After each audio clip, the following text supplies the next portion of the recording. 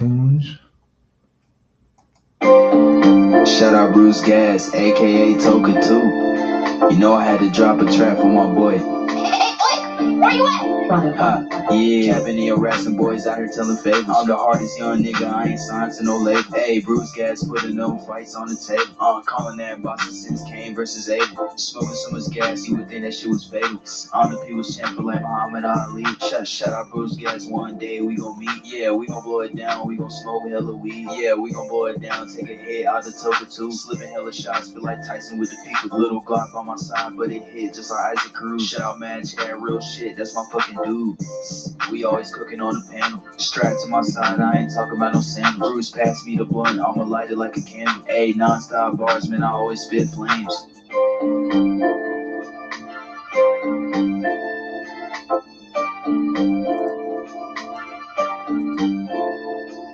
Feel like BruceGas always got a different strain. Bitch, you ain't like me, you can never feel my pain. You win and you lose, well, this the fight game. Don't beef on the net and the shit won't change. Said that on the stream, gotta do it for the game. Said that on the stream, gotta do it for the chat.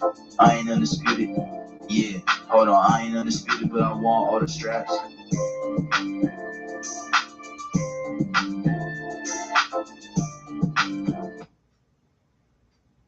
Boom. Boom. Good evening. BruceGas, boxing, jazz, and more. My brother, Terrible Tim Witherspoon, up here with me. Man, salute everybody out there, man. Salute everybody out there. Let me get the big screen going over here. There we go. What's up, champ? How we doing? Everything good every day, every week, every month, every year. Yeah, yes, sir, man. Shout out to the Bud Files came in the building, man. And Remy, man. Remy with a super chat. First super chat in a week. Hey, Shout out Remy. to Remy. Remy's a cool guy too, man. Remy sends me stuff. He's a great guy, bro. So shout out to my. Is that brother Asian? Is he Asian? No, he's a veteran, man. He's a former United States veteran. He was disabled. Okay. Disabled in Remy, Afghanistan. is that Remy? You know. Yeah. He sounds French. But no, I think Okay. Remy's Hispanic, bro. He's a Spanish or Mexican, I believe. Oh, okay. But anyway, man. ¿Cuántos años, Remy? ¿Cuántos años, Remy? Thanks so much for the gift, brother.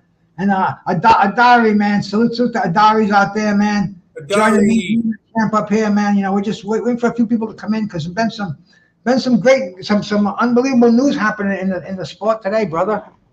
And well, you know, I got some dabs over here. I'm gonna get my head in the right frame of mind. It's a Friday night.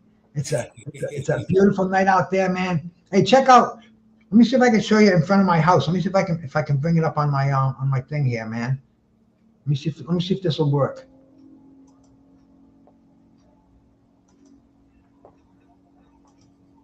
Yeah, I think I got it. Check this out, Tim. This is where I live, bro. This is what I'm looking at right now. You live right there? That's it, my brother. Whoa. Okay. That's nice. I would never live there. I'm just paranoid like that. That is beautiful. Oh, that's a blast living there. And you know, I'm the poorest guy on the street. I'm surrounded with millionaires, and that is cool. Okay. I'm just hanging in. That's where Brian came in. That's where Brian and his son came and dug clams. You know, last year they came to my house. Okay. I talked to them a couple of times this week. They're trying to get Viking Samurai and which is the middleweight oh God, I can't Sugar Shane Mosley. They're trying to get me involved with maybe doing an exhibition. Sugar Shane and Viking Samurai supposed to try to put something together with Damon Feldman. You know, so he called me like twice this week. Hey, my brother just do boxing. My brother just do's my man out there. I saw him earlier. I saw him over at Coach Malachi's, and I said to him, I says, I'm doing some dabs with some melon diesel butter. And you know, Tim, you know, I'm not the kind of guy that just talks about shit. When I do something, man, you know I got it. So I got to show my brother just do what I'm smoking right now. Enjoy it. This is called splits right here, man. This is for all you connoisseurs out there. Okay. And this is a concentrate and a butter in here. Daniel Berry, salute, my man. See, this has got two lovely little staples in here. What is that? That's concentrated marijuana. Oh, what you gonna put in your mouth? Oh, God bless you, Tim. No, I'm gonna smoke it, man. This is see, you put it in this little glass platter right here. Okay. You put a little bit of it in there, and then you take this torch here and this glass thing. Okay. And hey, stop motion MMA, salute. And that guy, salute to you, man. Daniel Berry, thanks for coming on here. And we burn this. You burn it. You know, a friend of mine yesterday was doing this, and the stupid bastard put the hot end in his mouth. Oh my God. I swear to God, man. He just touched his lip with it. I talked to him today. He says it's not right. As soon as he did it, I said, okay. Put some aloe on there. That must have hurt for weeks. No. He told me it didn't. He put some aloe on there. And you know aloe is put some aloe vera? Aloe vera, yes. Yeah, I got that. I do that. Yeah, okay. See, that sucker's red. I could put a tattoo on you with that sucker. It's so fucking red. Mike Tyson and Jake Paul got canceled. I could fill right in for Jake. I could fill right in if for Tyson. They fight red. Hey. All right, man. We're gonna get back onto.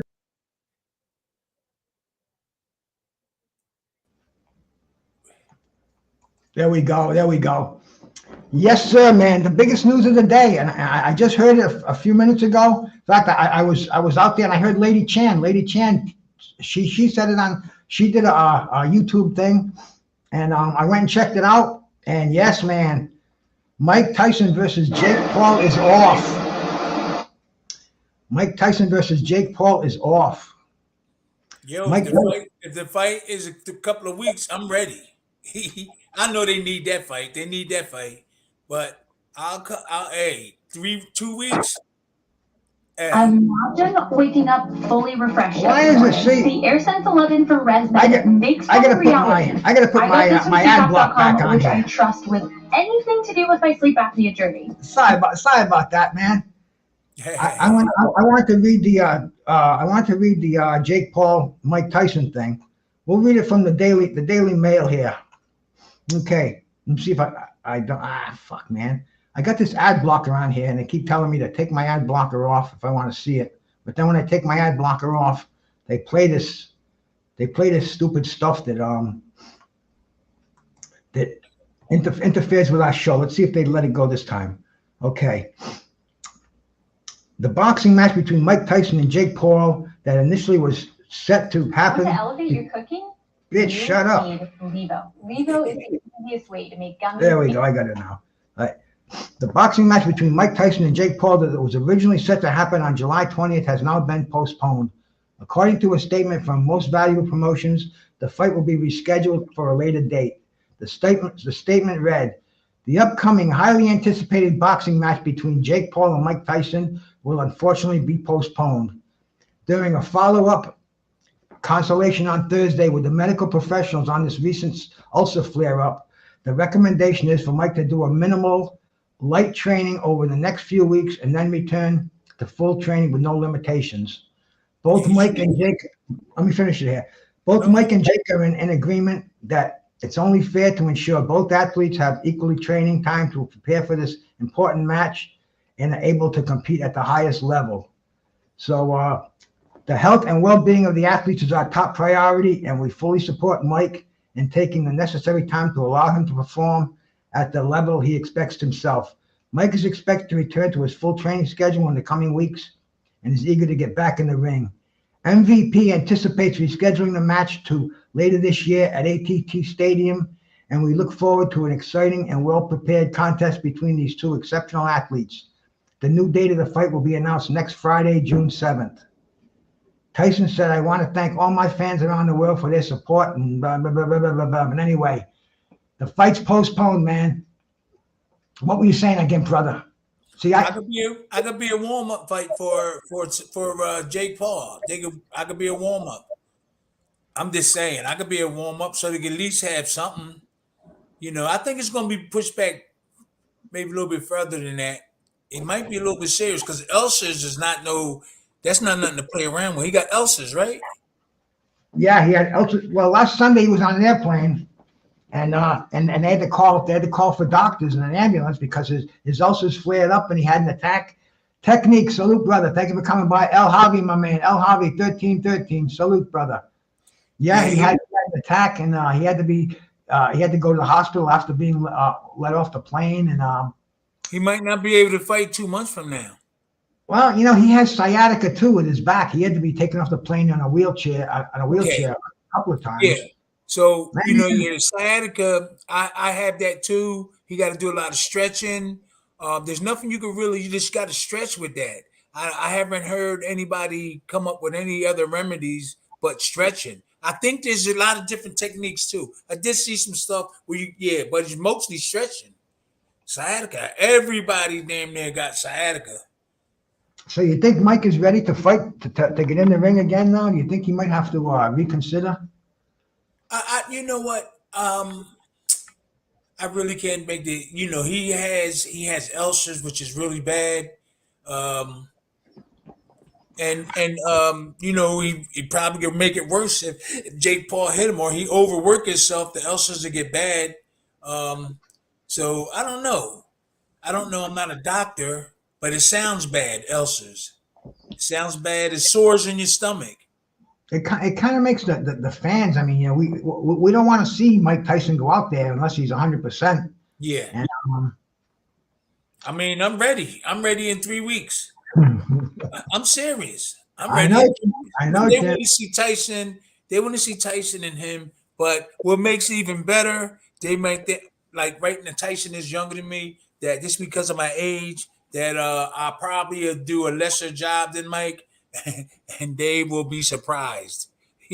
They'll be surprised. So that's if that would have happened, something like that. They can get somebody, but wait for that fight, and see if Mike recover and give the people what they want to see. Well, they had a card set up to go. There was a pretty big lineup. I think Amanda Serrano was going to be on it. Katie Taylor. Amanda Serrano. I can't remember the exact card, but it was, it's a big event, man. But there's so much in boxing happening, and like I said earlier, man, tomorrow, the big day tomorrow in Saudi. Yeah, and Deontay Wilder and the brother from China. Zhili Zhang. They had the weigh-in today. Deontay Wilder was 214.6 pounds. That's kind of light. Zhili Zhang was 282.8.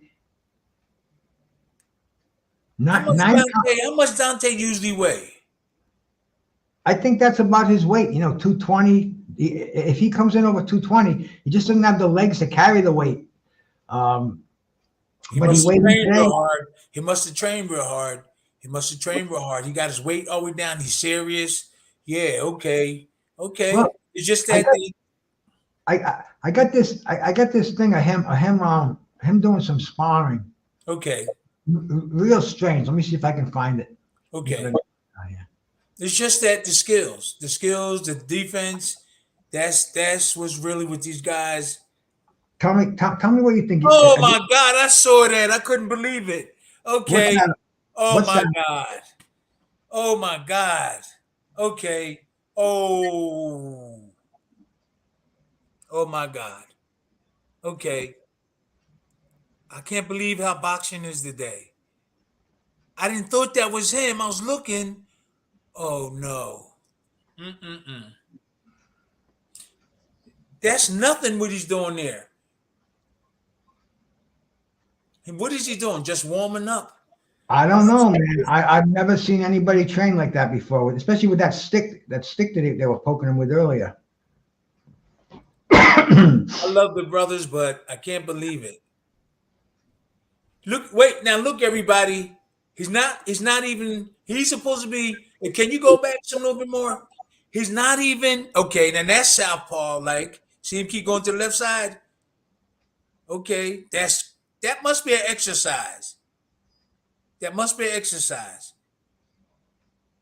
can't do that with Zhang. His hand's gonna have to be up because Zhang will throw them hands in there. Oh, now he moving to the left. That there is really embarrassing. I wouldn't even show that on. I wouldn't even show. I love these brothers, Bruce, but I wouldn't even show this on social media. Serious, everybody that's watching.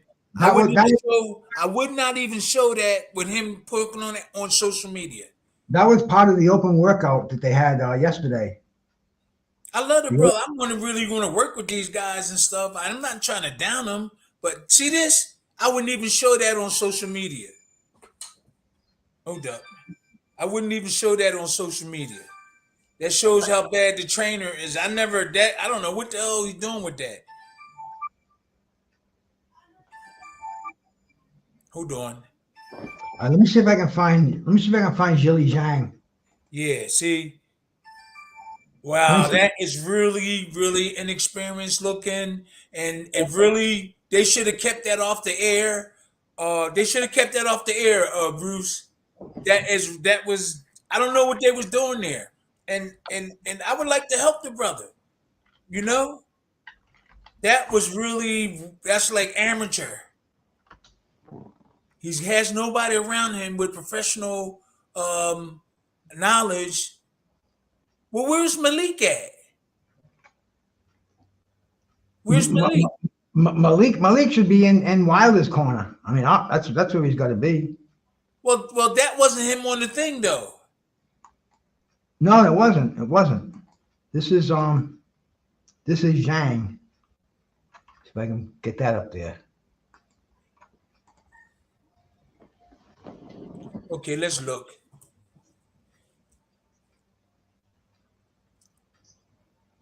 All right, I got a smaller screen on me, but let's see. Yeah, there's not much. It's okay now. Okay, let's see. I can't see is Zhang fighting the right-hander, or they're just messing around. They gotta be. I can't see really good. Let me see if I can find something better on there. Yeah. The thing is that if somebody says something about me, I'm not going to get upset with them. You know what I mean? I'm going to say, okay, brother, thank you. You know? And I wouldn't even have posted that. I wouldn't have posted that right there. That shows the inexperience. Why get mad at me? I still love you, man. I just want to tell you, back in my day, if you say something and the trainer or the student were like, okay, they'll work together. So I'm not criticizing in a way. I'm just saying, wow, that's bad. I come from the old school with the old knowledge and everything. I would have never put that up. What he doing? He should have just shadow boxed or something. This is Wilder. Okay, here. That's Dante. Okay. Now he's fighting the southpaw, right? He should be throwing right hand and left hooks, even when he practiced. Okay, he threw a right hand. He just shadow boxing right now. He should be practicing using that right hand a lot. So when you get in the ring, so when you training, you practice on your opponent's whatever his weaknesses and everything, and you should use it. You should use it all the time because you're gonna need it in the fight. Okay, you supposed to throw that right hand, left hook. You got to stay on the outside of the southpaw lead hand. You will stay on the outside of it. If you're in front of it, keep throwing straight right. Oh, he just playing. Let's just look. Okay. I got to be careful with this because they'll hit me for a copyright. Who's that training him? God. I don't know. I guess that's his trainer. I really don't know. Oh God. Boxing is really messed up, man. He doesn't look very sharp. Unbelievable. I would have this dude, either one of them, I'll have them sharp. I have them looking like professionals. Don't put these videos up. Well, this is the open workout. They had to put this up yesterday. Every fighter was featured in one of these open workouts. What's wrong with the boxing world? Damn. But what do you think? You think Zhili Zhang is looking pretty flat out there or what? Well, what the hell was they doing? Salute my brother Paul Driscoll out there, man. All right, Paul. Unbelievable. Well, I'm hoping for a knockdown, drag out fight tomorrow night, man. I really am. Well, let's hope that Deontay Wilder drilled on right hands and hope his defense. Let's hope his defense is tight because he can get Zhang out there early if he would work on his left jab. I'm not saying he's a southpaw. You got to use your right hand, but his left side he has to build up because he depends on his right side all the time, the right hand. Mentally, everybody's saying, "Wow, watch that right hand." But you got to start fooling people. Strengthen up your left side too. But he's fighting the southpaw. He's got to throw that right hand and come back with the left hook and make sure you go back on defense right after he throw that combo. Now, when you see all these trainers being interviewed, you never hear them talking like me. I'm explaining to the world exactly what Zhang and Deontay Wilder should be doing. Okay? I just now said it. Deontay Wilder should be throwing right hands and left hooks. Straight right hands, left hook to the body, coming right back to defense and moving, staying in front of him for a small period, throwing the right hand. And then you got to get on the outside of the southpaw lead hand and move in. He'll turn right into your punches. I know I said a lot of things. You guys I would have to show you. It's so easy. When I was an amateur, I sparred with, go ahead. I sparred with Andrew. I don't want to neglect anybody that comes in here, champ. Go ahead. Put him on. Dinero Sports, shout out to you, my brother. I already shouted out Adari, man. Paul Driscoll from Facebook. Charles D, my brother Charles D is in here, man. Just appreciate the audience, man. You know, it humbles me. It humbles me, man. Thank you so much for coming by. And me and the champ, you know, I'm looking forward to this fight. I think maybe more than I should be, man. I'm looking forward to tomorrow. It's a whole day of boxing. I'm going to be doing a lot. Make sure I watch it, right? Oh yeah, I'm going to send you the links. I'm going to make sure you get the links for it, bro. Let me say this briefly. When I was an amateur at the old Passyunk Gym in Philly, where Sylvester Stallone made the movie, right there on Passyunk Avenue, and all the boxers, a lot of Mike Ross and all of them was there. I had to spar a southpaw Randy Mack almost every day. That's why I know he used to work me over in the beginning, but then near the end, I took over as a young amateur, and he was professional. I've heard of Randy Mack. Yeah, Randy was tough. But the bottom line is my trainer showed me how to maneuver around with him, you know, how to fight a southpaw. I was fighting a southpaw when I was an amateur. Wait, somebody trying to call you up? Yeah, I'm trying to, my phone is messed up. I'm just trying to hang it up. Yeah, I'm going to tell you something. I was sparring with a southpaw every day for like a couple of years. Not every day, but for a couple of years. Randy Mack, he was tough. And then I learned. Okay, I don't know. It's Terrell Jones. Terrell Jones. I don't know. It's okay. I thought it was my mom. I'll answer the phone. Definitely. Man, I wish my mom would call me. Okay. Okay. Yeah, but go ahead. No, go ahead. What you say? What you was gonna say? No, I was just gonna say I wish my mom would call me. But, okay. But call me and check up. Your mom is still around? No. Okay, sorry to hear that. Okay. Well, 20 years coming on 20 years. Ooh, 20. Okay. Yeah, man, but I still think about my mom almost every day, man. You know. Yes. I love my mother, and yes. Hey, we all do, man. Getting back to this fight, bro. You think the weight's going to be a big disadvantage for Wilder? The weight? 68 pounds. Listen, we heavyweights.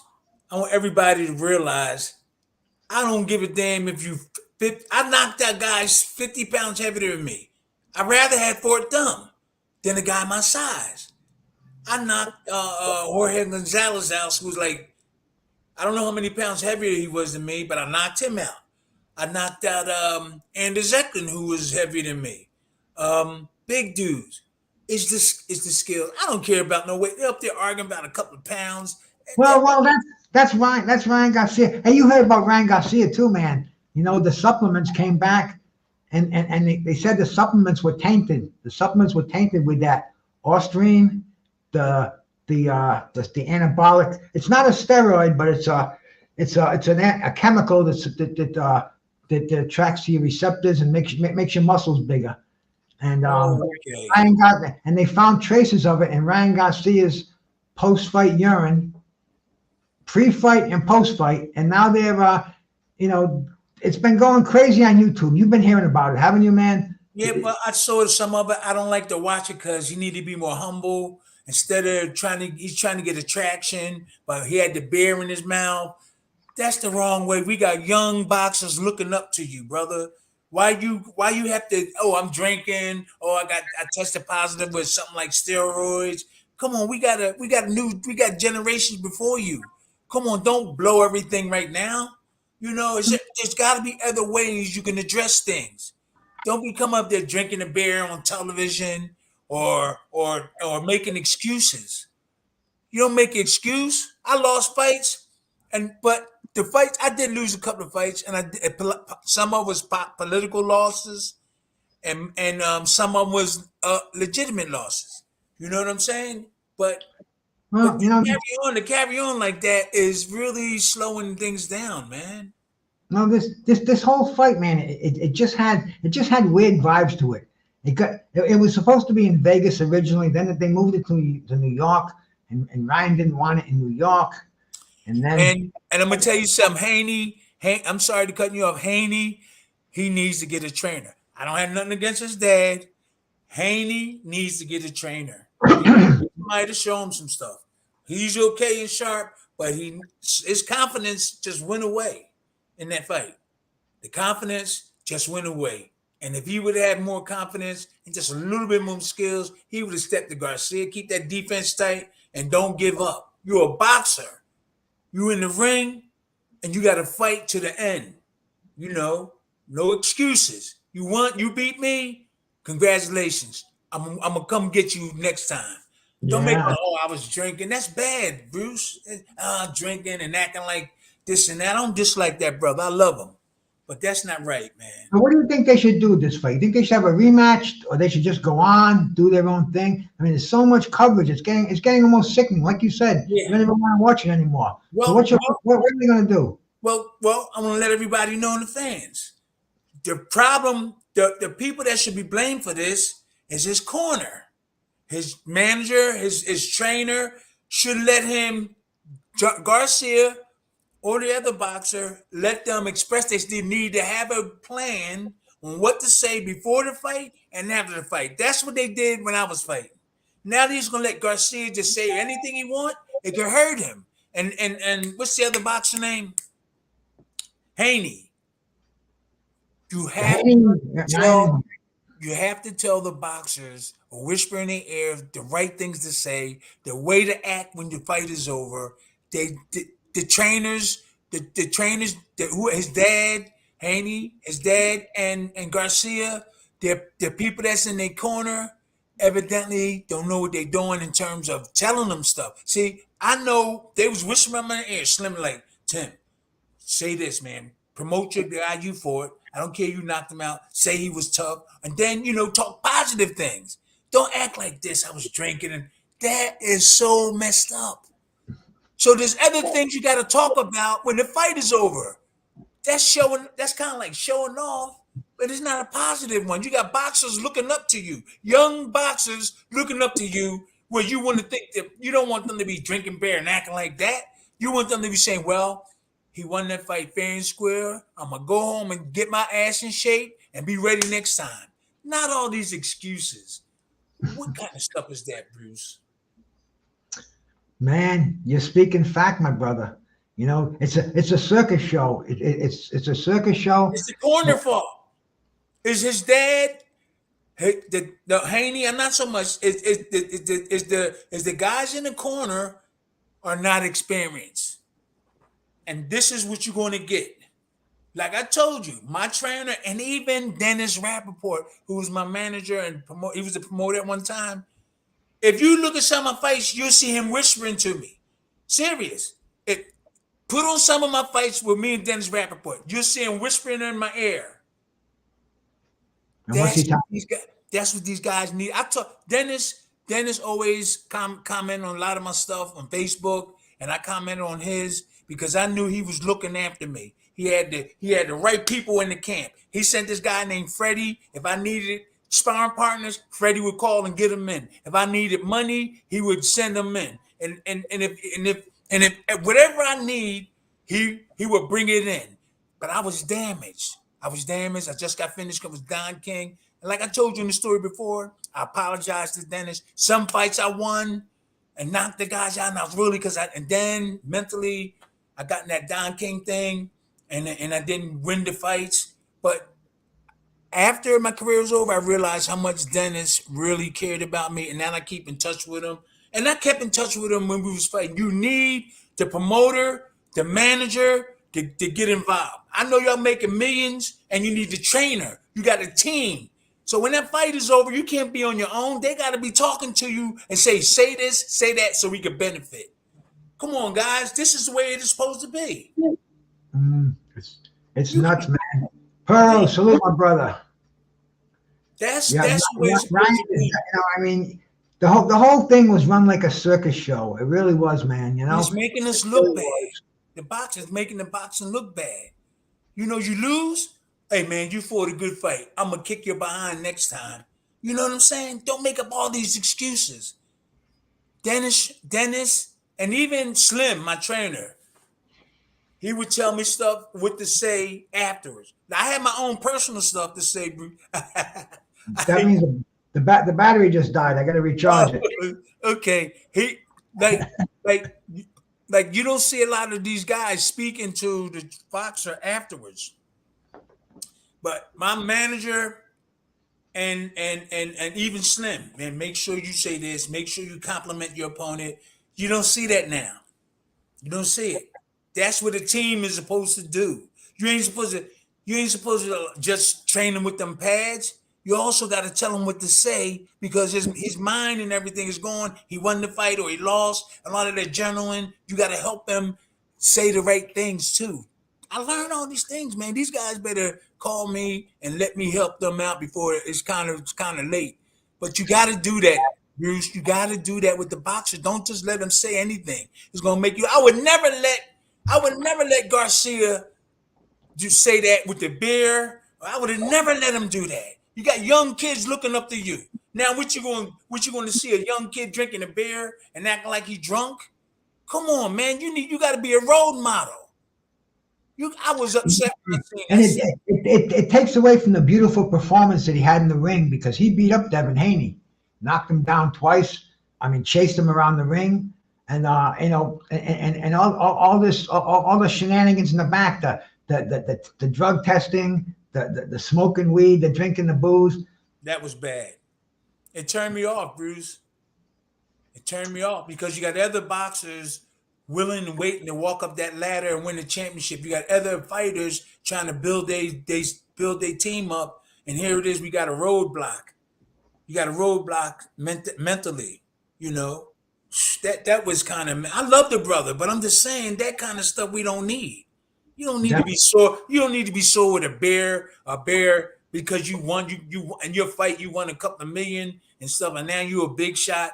I know that, like I said, I love the brother, but you can't do that.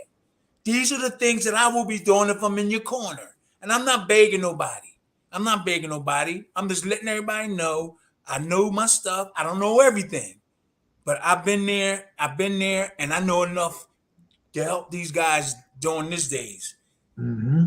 Joe Frazier, Bill, all those guys. I learned knowledge from Ali, everybody. George Foreman, a little bit here and there.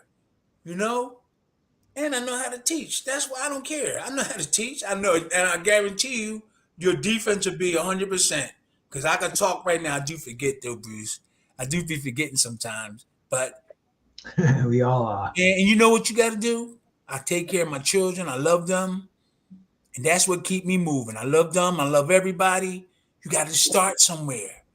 I don't have no thing animosity against Don King. I was upset before. I gotta go on with my life. That's more important than arguing about something in the past. Now, Hell yeah. if there's some money that that maybe I forgot about, now I'll try to talk about that. But right now, the best thing to do is do these podcasts, try to train, do an exhibition. Hey Jake Paul, Hey, I'll for how, you. was, how was that cruise you went on last week, bro? I didn't go on no boat. Oh, you didn't go on the cruise, man? Scully said that there was a cruise going on. Oh, right. No, I went to Long Island. I went to Long Island to the Long Island Boxing Charity, the organization. I spoke to some people down there. It was pretty good. It was beautiful. I took my daughter, and we was up there. Who was up there? Junior Jones. Was Junior Jones up there? Junior Jones was up there. I think Blood Green was up there. Blood Green. We represented. It went really well at the Long Island Boxing Charity. Those guys were really nice to us. They let me speak, and I told them, you got to love yourself before you love anything else, and you'll love everybody. Mm-hmm. You want to fight? I don't want to fight you unless there's some money involved. I'm going home. I got children that want to see me. I'm not fighting nobody. I learned. All right, bro. Go ahead, Bruce. I want to go back to Saudi Arabia tomorrow. Okay. Who's going to win the fight, then? Deontay Wilder or Zhilei Zhang? Champ, your prediction, man. But I don't know those little videos that you put up. I can't tell if those were actual ways that they're going to fight. You've seen them fight before. You've seen both of them. I don't think that somebody is telling Deontay Wilder really how to. I got to see when the first 30 seconds. When I look at the fight for the first 30 seconds, that's all I need. I can tell whether they was teaching him how to just throw the right hand and come back with a left hook, or throw the right hand and keep going that way so he don't get hit with Zhang's left hand. So I would have to know when we watch the fight if they was training them properly. But Deontay Wilder should be drilling that right hand, and the most important thing is come back on defense. After you combination, make sure you bring your hands back for defense so you can counter back. You don't think your opponent going to throw punches at you? Don't just be all offense. So we'll see. It's going to be tomorrow, right? Yeah. Tomorrow. It starts at 1:30. And I'm going to tell you something. I saw if that was Zhang's teacher, he might be in trouble. Or they were just playing around. Zhang need defense. Now I seen him banging. Who was that? Come on, you gotta help me, Bruce. Who was that he was fighting the last fight? Zhilei Zhang? Yeah. Oh, that was fucking my mind just went blank too, but that was Parker, Joseph Parker. Joseph Parker is tough. He beat Parker, right? No, Parker beat him. He's coming off a loss. He knocked Parker down twice, but he lost a decision. Yeah, Parker's strong. He did beat Joe Joyce.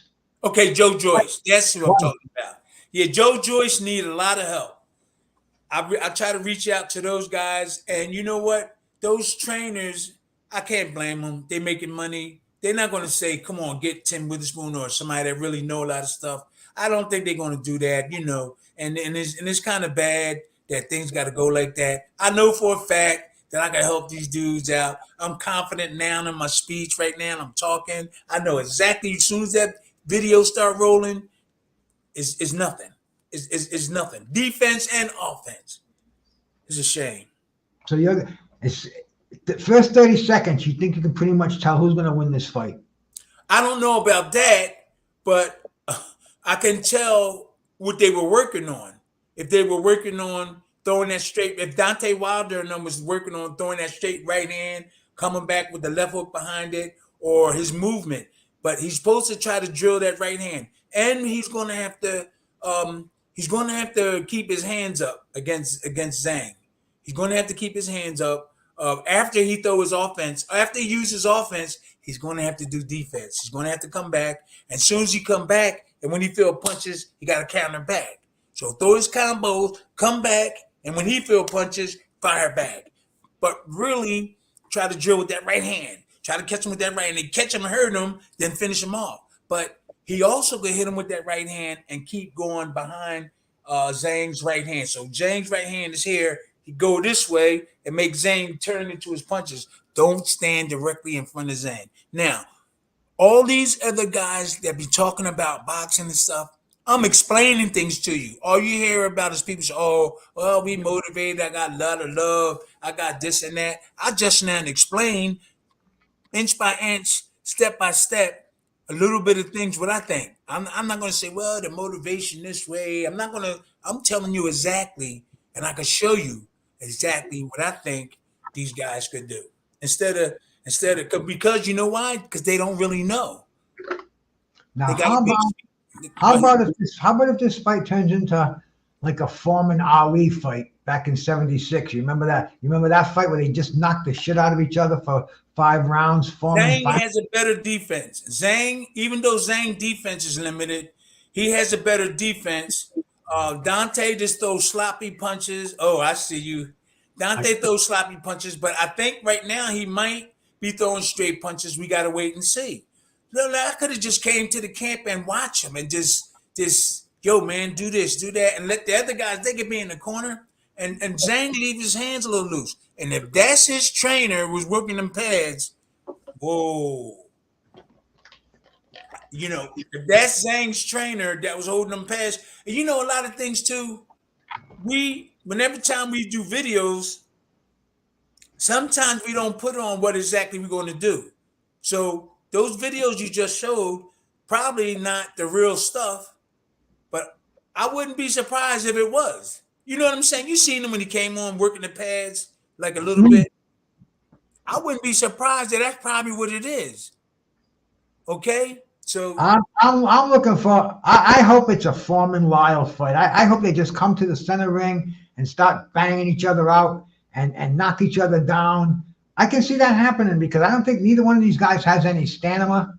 I think they're going to go for broke. They realize that they're both coming off a loss. A loss is not good. I think Dante, if he throw that right hand and keep his defense tight. But when this is the problem too, when Zhang throw multiple punches, Dante don't real. To me, he can't. He's not really good at blocking multiple punches. He may block one here or there, but especially if he get hurt, he gets really in trouble. And that's just my opinion, Dante. So Zhang catch him and hurt him. It could be curtains, but if he catch Zhang, it's over too. If he catch Zhang.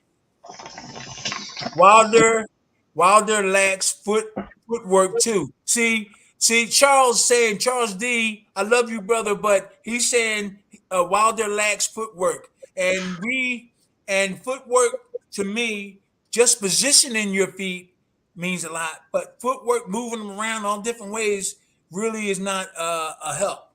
I just started hearing about footwork maybe a couple of years ago. They didn't say footwork when I was coming up. They just show you how to where you put your feet, and they make you move a certain way, but they never emphasize, hey, footwork. I'm hearing a lot of that today, and I think it's because a lot of them guys don't know what they're doing with their feet.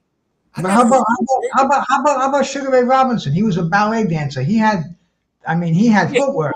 Yeah, once you learn basics, you add on. Like Ali had the basic thing he did, and he practiced on it, and he maneuvered and did it. But as a trainer, if you want to dance like Ali and you got the stamina, that's something you do on your own. You know, Ali was all natural with his footwork. But when you talking about just basic slow guy coming like Joe Frazier, it's just a couple of places where you put your feet and you don't use your footwork.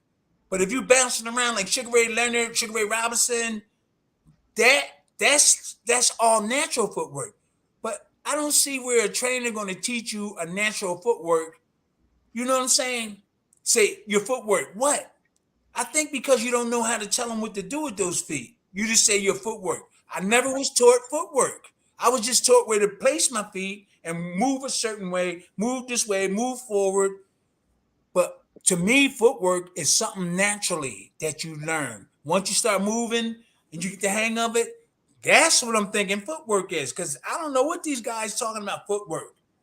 All right, man. Anybody has any questions, put them out there for the champ now. Malik Scott said that Wilder wasn't going to be reckless versus Zhang. Say what now?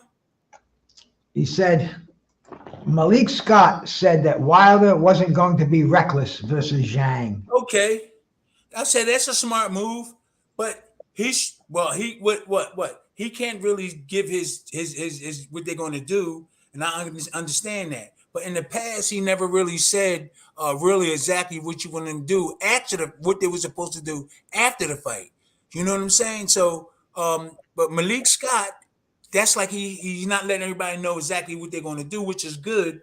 But in the previous fights, he never really actually told anybody exactly what they were going to do. He just talked about other things that didn't have nothing to do with boxing, like love and we got love and we trained hard. But people want to know exactly what you want to do with your combinations, with your defense, and that type of thing. That's what makes the fight a lot more interesting.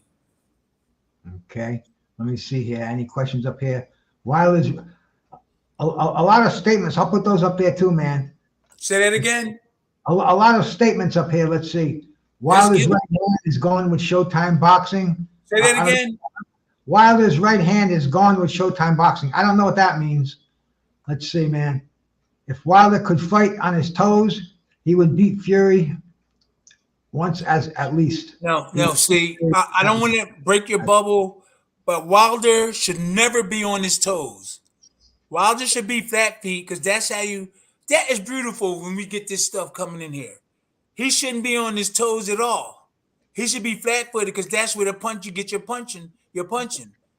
So that was a good thing to say. He shouldn't be on his toes. Now, if he could dance like Ali and move like Ali, that's cool. You could dance on your toes. But Deontay Wilder, I hate to keep saying this, doesn't have a whole lot of skills. He has that right hand. And when the fights get real serious, you'll see the way he be throwing punches and his defense that he really doesn't know anymore. That right hand is beautiful. I love that brother. But this is a show, and people want to know exactly what we want to talk about on this show. So I'm just letting you know the truth. He can say anything he want about me. I love him. Malik Scott, they can say what they want to say. I love them. That shows you the difference between me and them. If you say something bad about me, I'm gonna say, okay, brother, I'm gonna try to work on it. I said something before, and they wanted to, get all out of shape because it's the truth. Why you gonna get all mad? Why you gonna get all mad? And if you knew the truth, you wouldn't even get upset. And that's why I'm like I am. Go ahead, Bruce. No, I just want to read some of these comments here, man. I'm sorry. No, don't be sorry, bro. Paro pretty much said the same thing you said there. Let's see, man. I'm gonna make my comments short. Wilder will fight like he did versus Parker, except he hopes that he's going to pull the trigger this time. Well, we don't know. I'm gonna make my thing short. We don't know because he doesn't have an intelligent people in his corner. I'm not disrespecting them. He doesn't have real boxing knowledge in his corner, so I can't tell you what he's going to do, guys. I'm telling you. But if it was me, or if it was one of there's some other good trainers, I can try to give you a better answer. But right now, I don't have a clue. Shout out Demetrius Brett, my brother, for stopping in here. Always a pleasure, my man. MZ says, I'm pretty sure Wilder will be on the back foot. What do you mean by the back foot? Put the weight well, that kind of means backing up. That kind of means like he'll be backing up most of the fight. Yeah, so what he need to do, right? Why should he backing on the back foot because he don't have his defense? Okay, I'm telling you the truth. He's going to be on his back foot. Why? Because his defense. I got defense. I'm not going on no back foot. I'm staying my ground and slip. He can't even slip. Okay, guys, look. He can't slip and throw a punch. Slip, relax, block a jab back, defense up. Why go on the back foot? Stand your ground, catch the punches, knock your guy out. Now, you could go on your back foot if you know what to do on your back foot. But he doesn't know what to do going backwards either. I love the brother. I'm just telling you, giving you my opinion. Say what you want to say about me. I respect you and love you. Malik Scott wasn't anything to do. Malik Scott wasn't anything to do with post workout. So are we really listening to him? I don't quite get that one, Tell me bro. what you mean. Tell me what you mean. I don't know, man. Wilder hasn't landed the right hand since Showtime went out of business. Okay, that's what he means. He's talking about Wilder. Wilder hasn't shown that explosive right hand power since Showtime stopped showing boxing. I guess that was what. I mean, the last guy that he really decked was that Helenius, and he was absolutely no threat whatsoever. I remember that. I don't know, man. You know, Wilder just has, to me, he's got a wasted career, bro. I mean, he could have fought so many fights that he passed up on. He shouldn't have been on that campus either. Nope, and the only champ he's ever beat was Bernain Severn. I mean, you know, Bernain Severn, what's he going to go down as? So, you know, if Wilder's going to do anything, he needs a victory tomorrow. And then I heard that he's got a shot to take on Big Baby Anderson. Okay. Big Man, he's kind of durable. I don't want to pre-announce who's going to win that fight, but Dante Wilder, I think Big Baby, he's pretty good now. But if he catch Dante, he can hurt him. But he gotta have it. He better get it. His defense is okay, but Dante should be able to still get in there with that right hand, and he needs to do his combinations. Wilder is an enigma at this point in his career. What's that mean? An enigma. I guess that means you don't know what you're going to see when he gets in the ring. And the reason why? There's reasons why. Love him as a fighter. Love him as a fighter, though. Yeah, I love him too. He brought hope to the American heavyweight scene. Okay, let's see what else we got here, man. Kennesaw, New York should indict Tim next year. Absolutely, man. You check Kennesaw. They offered. They called me and talked about me coming up there. That is a long ride. It's like 5 hours. I'm gonna talk to Ed Brophy about that. He called me, so I got to make a decision where I'm gonna do. Whether I'm gonna go up or not. Tell him to come pick me up. I'll join you. But you should be indicted. You should be indicted into the Hall of Fame. That's what he's saying. You should get one of those Hall of Fame rings. I mean, 2-time world heavyweight champ, an amazing career. You know, I got all those awards up there in the wall up there, and I got the belt back there. Yeah, I talked to Ed Brophy, and I went, just like I said, I went to Long Island. I'm looking forward to going to a lot of these events. But you know, expenses I might need some expenses. I'm not Dante Wilder, Anthony Joshua, rich guys, you know. So we have to just talk, girls. That's a long ass ride. 5 hours. If I had money, I'd go up there because I love boxing. I love everybody in it. I see everybody trying their best, and I would be at every show. You know, the Raiders of boxing. We would be at. I would pick Mitch Green up. I would pick up all the brothers of boxing if I had the access, and bring them to every show so we could build this boxing back up. That's what they have to do. That's what they got to do, champ, man. They don't realize, and I say it all the time. And I don't want you to get embarrassed about it, but you're a diamond out there, man. Oh, you know, I wish I had a diamond. I wish I had one. You know, people have to take advantage of you while you're still able to do this stuff, because you know guys like us are not gonna be around here forever, bro. But Bruce, I'm not gonna argue with you. Not you. I'm not arguing with nobody. I'm not gonna, you know, get bent out of or anything you say about me. You know, I'm a big brother in this boxing world. And the boxing world today, the young people don't even realize it. That all this knowledge right here, I don't want to be, everybody know I'm the 2-time heavyweight champ. I'm one of the 2-time heavyweight champ of the world. You know, I ain't trying to. Larry Holmes' toughest fight to date, man. I mean, been in the ring with Muhammad Ali, sparred with everybody you can think of who was anything in the top 10 in boxing in the 80s, in the 90s, and even in the 70s. I mean, Joe Frazier, Larry Holmes. This guy swapped leather with everybody, and he's got that experience. And the most important thing is He's still got his marbles, man. A lot Had a of good fighters don't defense. have that, man. Had a good defense. defense. And not only that, real quick, I only had 7 amateur fights. And I had 13 professional fights when I fought Larry Holmes. My trainer told me, he said, Tim, you're going to whip his behind. Just you've been following me? Keep on following me. And we almost dethroned Larry Holmes at that. I only been boxing almost 3 years, and I'm fighting one of the greatest boxers during that time. Ain't there something? Unbelievable champ, unbelievable man. Hey, how about Hershevek and Daniel Dubois? They both weighed in today. Hershevik weighed 247.4 and Daniel Dubois 245. Both coming in heavy.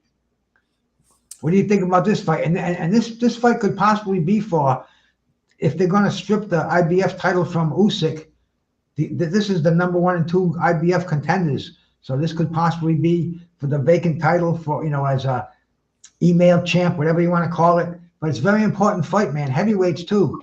You got any opinion on this fight? Well, it's a shame. I don't even know the guy. I know Dubois. It's a shame that I don't know the other guy. And in the past, I knew everybody. And that has something to do with what's going on in the boxing world today. I mean, that make me feel kind of bad that I don't even know the other guy, And but I know Daniel. I know him. And I would like to know the other guy. Now I have to do research and type his name in to find out who he is. But when I was fighting, everybody knew everybody. Now, who's the top? I don't even know in the top 15 to 20 of the heavyweights. I know about 8 of them. No, it's definitely boxing is not like it was back in the day. You got to build it up. Tim, how do you think your fight between you and Chris Bird would have gone in your primes? I didn't fight Chris Bird. No. How do you think a fight would have gone between you and Chris Bird? Okay, Chris Bird, he was quick. All I have to do would be in shape to fight him. That's all. See, that's all. All I have to do is be in shape. I got a good defense. That would give me the confidence. And I always practice. We always put the combinations together how they should. And with these movers that move a lot, you just got to jab 1, 2 to the body. Keep going to the body. They'll forget about the head. The old saying is, if you work on the body, they're going to forget about the head. But for movers like Yusef, if Yusef didn't even he didn't even back up. He went forward because Tyson Fury allowed him to do that. So he kept going backwards, and that played right into Yusef's. Excuse me, my belt fell. D belt. Look at that. Hey, you know something too? Yeah. Today's Jose Sulaiman's birthday. Jose Sulaiman. The original. He's dead now. Happy birthday, Jose. He liked me too. He liked me, even though I knew that him and Don was in cahoots, trying to, him and Don was like, they did stuff to me, but he liked me. He didn't. I used to talk to him. All the time. He liked me too. He liked me, Jose, but he had to do what he had to do because they had a team. Him, Don King, and all those other guys, Duke Durgan, who was all in that mix of those guys in the WBC. And I'm not saying he had anything to do with ripping me off, but they were all buddies, and he liked me. And most people in the boxing world, they did. I was cool with everybody. And, when I got ripped off, I was like, man, this stuff is hard. I wasn't the only one get ripped off, though. And Don wasn't the only person ripping everybody off. And somebody, MZ asks you, bro, he says, champ, how did you develop such a peaceful state of mind? Well, I got 10 siblings, right? And my mom was always had our back. My dad, he was kind of like a nice dude, but he was in and out. He was in and out and everything. He was a nice dude. If you ask my mom, she'll probably say no, he was. But my dad was pretty cool. All my siblings are really nice.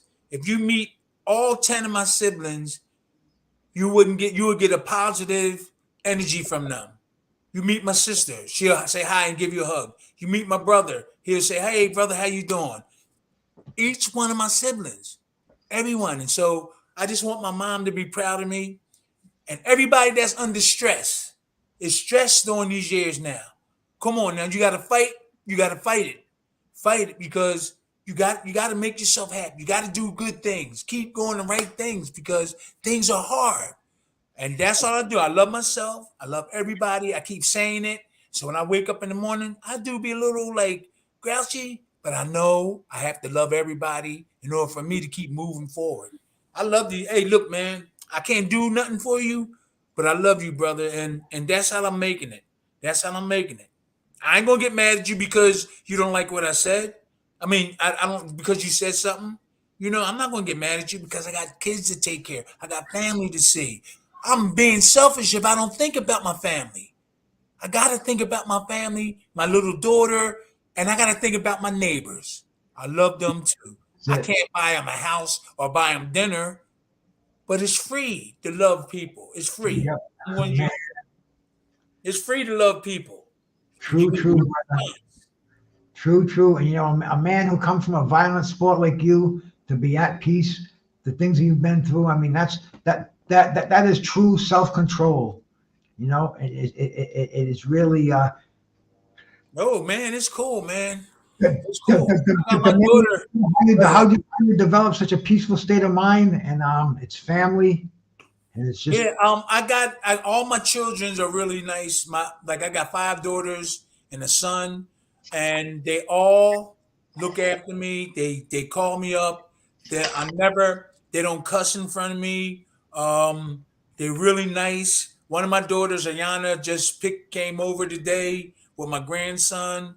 And they know I love them, and I never put my hands on any of my kids. Now, one of my daughters, I had to grab her up and I had to rough her up a little bit because she was like going out with this guy. So I had to rough her up because I didn't want her to do that, but she's okay. And Shania giving me, my daughter that came from England, she's giving me a little hard time, but we're okay. We're working on everything. And she's going to start boxing, Bruce. I don't want to box. Yeah, but my thing is I get my energy from being nice to people, taking care of my kids, and doing the best I can to do what I can, man. We don't have that long to live here. I ain't fighting nobody. If it ain't in the ring, you can argue all you want. I'm going home because my kids love me, and I want to be able to talk to them. I want to be able to keep talking to them. And I hope everybody try to do that. This world is messed up. Oh yeah, it's the same thing on here. You got all these mad keyboard warriors on here typing all this bullshit, and you got you rise above. You gotta love them brothers. You gotta love them, and you got family, you got friends, and you come out here. You gift us with your wisdom of the boxing, man, of boxing from the past. Yeah, you're digging on what's happening today. You're living the life, champ. I mean, yeah, I need help with all that kind of stuff. The millionaires aren't living as good as you are, bro. Man, I wish I would have had the money that they're making. I would go back to my old neighborhood. I would make sure. I'm telling you, if I had that money, I would make sure my family is okay. But I would go back to my old neighborhood and find all the people that I grew up with.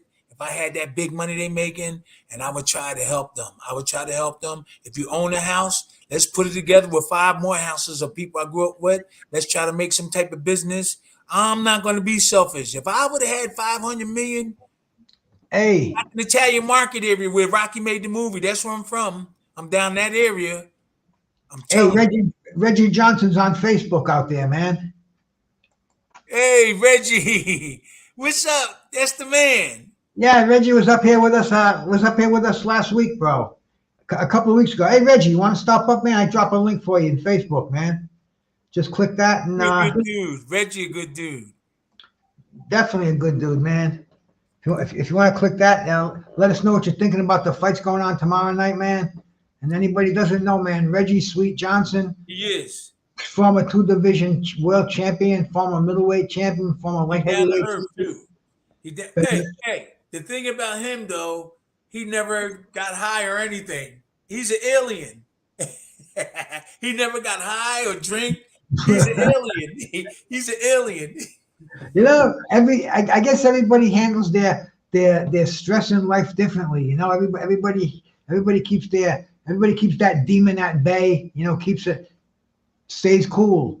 I mean, You can't keep blaming yourself or blaming somebody. Even if you have kids, everybody gonna suffer. Be a leader and forget about it. If somebody slapped you in the face, okay, you fought, but try to leave it alone. Especially if you got somebody that's looking up to your kids. And I started thinking like that, man. I said, man, you know what? I'm not conceited like it looks, but I love myself. And I'm just going to try to talk to my kids about doing the same thing. Look, somebody get in your face, try your best to get away and keep on spreading love everywhere you go. It's just ridiculous sometimes. I almost got into like a little argument. I got a little thing, and then I thought about it. I said, wait a minute, I'm not supposed to be doing that. I was like, God, I walked away from it. You backslide sometimes, but the majority of the time, please try to love your neighbor. You don't have to give them your money. Just the love is worth a whole lot when you say it to somebody. You don't have to give them $1 million. You don't got to give them 100. You don't got to give them 25. Tell them you love them. And if they get mad at you, still tell them that you love them. That's going to make them even madder. Just walk away, and eventually, let's hope they realize it and say, okay, man, everything, give you a hug. Yeah, I'll tell you, bro. You know it, man. You know it. You don't let people get under your skin. And Reggie's with family tonight. He can't get up here, but Okay. Man, and That's some good. other time, my brother. Some other time. Thank you so much for stopping by. Man, that's it. You can't let these outside situations control your emotions. It's not worth it. It's easy too for somebody to get you upset if you're not on the right track. Say like you're doing something and they take you off of it, you can get angry. But then you got to always remember, come on, man, you can't do that. And I kind of like I'm not fully, I am fully committed, but to try not to argue with somebody and something like that. I got that. I'm in a pretty good state of making sure I don't argue and fight because I got people that love me. And I don't want to get a bad reputation either. And that's wealth right there, bro. That's wealth. Yep. Uh, Okay, Remy. Remy said, I love you, Remy. That's cool. Lady Chang, salute to the Bruce and Temple. That girl, she can rap. You Oh didn't know yeah, that? yes, yeah. I heard her rapping. I said, Lady Chan, she's high energy, man. I tell you, she in the wrong business. I heard her rapping. I said, she's doing podcasts. She better go ahead. You heard her rap? yes. Yeah, man. She was hitting it. Yeah, man. I was like, go ahead, Lady Chang. Yeah, you can type her name. I listened to it twice. I said, that is good. You just type her name into YouTube, and she's got dozens of rap videos out there. Oh, reggae stuff, Jamaican, the old hip hop style. I mean, Yes. Me, I'm a jazz man, but I love Lady Chan, and I could dig listening to Lady Chan, and plus she's so pretty. I just like looking at her, She got so much things that's going on, and when I saw her rapping, I was like, goodness gracious, okay, that girl could throw down. West Indies, Jamaican, yeah, man. Absolutely, but always a pleasure having her come in and gracing the joint up because usually it's just a bunch of guys in here and they're cussing and spitting. She said that's her day job. She can rap. I was impressed. I couldn't believe it. Okay, Bruce, let's keep rolling. Well, you remember when I told you today, man? Mike Tyson's not fighting Jake Paul now. Mike's postponed, and the first person I heard about it, I heard Lady Chan. She did a little video, about 3-minute one, and I went, and I typed it in. I started reading the stories on the on the BBC and on Showtime and every other news source out there, but. She broke the news, man. So shout out to Lady Chan out there. When was the last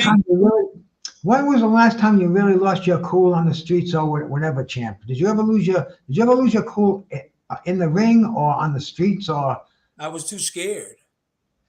I got a big family. I do have there's a big family. I was too scared. I fought I fought in the street with I'll fight you if you mess with me. But I wasn't the one to go around starting fights. Um, but I had a big family, and my uncles I had uncles, and really nobody in the neighborhood bothered me. But in my neighborhood, most of the people that had a lot of credit, family wise, they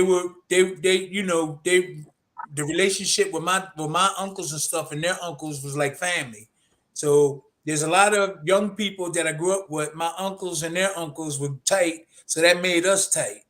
That made us tight. So in terms of being in the gang, my oldest brother wouldn't let us. My oldest brother is like 6'5". His name is Ralph. They call him Go Go. I wouldn't get it. I'm too scared. He was in it, but if he would catch us doing something like that, we'd be in trouble. So I didn't want to do it. I just didn't No, want to do dude, anything. you're an intimidating character. You're huge. I met you in person, bro. Your fist is as big as my freaking head. Who's gonna mess with you on the streets? They got guns. I'm a punk when it comes. They got guns. Yeah, but I know. Serious. You're right. They got Yeah, guns. they got guns, And, and and, you know, everybody's I the wouldn't same be thinking size. about my children. I wouldn't be. I really wouldn't be thinking about my children if I go out in the street and jeopardize the relationship with my kids and their future by going out there fighting. You know what? And it's hard to remember these things. You can get in a fight just like that, but you got to train yourself. You say, look, man, I got family, I got kids, I got a mom. My mom is like, my mom is like 90, 89, or she's 89, and she still get around real good. And I just want to be, I want her to be proud of me. And all my sisters and brothers, they not hotheads. I swear. Every one of my sisters and brothers are really cool and calm and nice people. Yep. It takes a lot to get you going. I saw Shania one time. I think you were going to drop that overhand right on her one day when Who she was said that? hugging you. Yeah.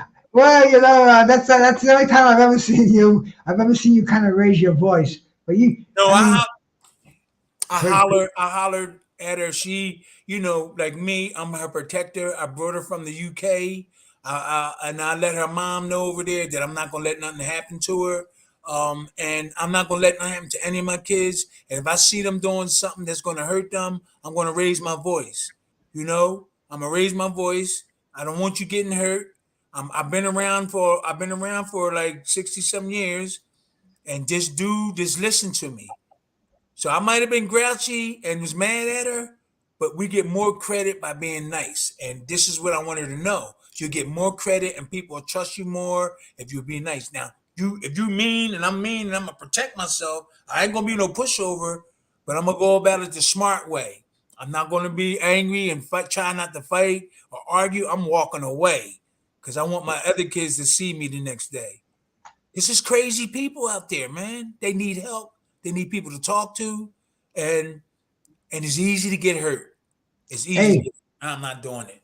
there's, there's some fights coming up in Philly on let's see, I think it's July What's that? 13th. July 13th, Jerron Boots Ennis at the Wells Yeah. Fargo. I'm going to talk to my guys over from Tank Davis's training camp. We're going to get you at ringside, bro. Philadelphia, man, the heavyweight champ of the I'll world. probably get just go down there and get in there. All I got to do is go down there and they'll let me in. Yeah, you're going to get. If you you're gonna talk to them, that'll make it easier. Definitely. But I know Boots and his dad. They'll get me in. I don't have no trouble. I don't have no trouble getting into most places, though, Bruce. I know that, brother. I know that, man. But I'll let the guys know from the Rise Yeah. podcast from Tank Okay. Davis camp that that you're good with going down there and Okay. and Yeah, that'll be an interesting fight to go. Last time I seen Boots, we was at these amateur fights or something, and this is what I respect about him. I might have said it on the last show. I was walking in there and I said hi to his family and other people was there. He got up out of his seat and walked over to me. that shows what kind of brother he is. And he gave me a hug, and I said, "All right, champ, get ready for that fight." He got out of his seat.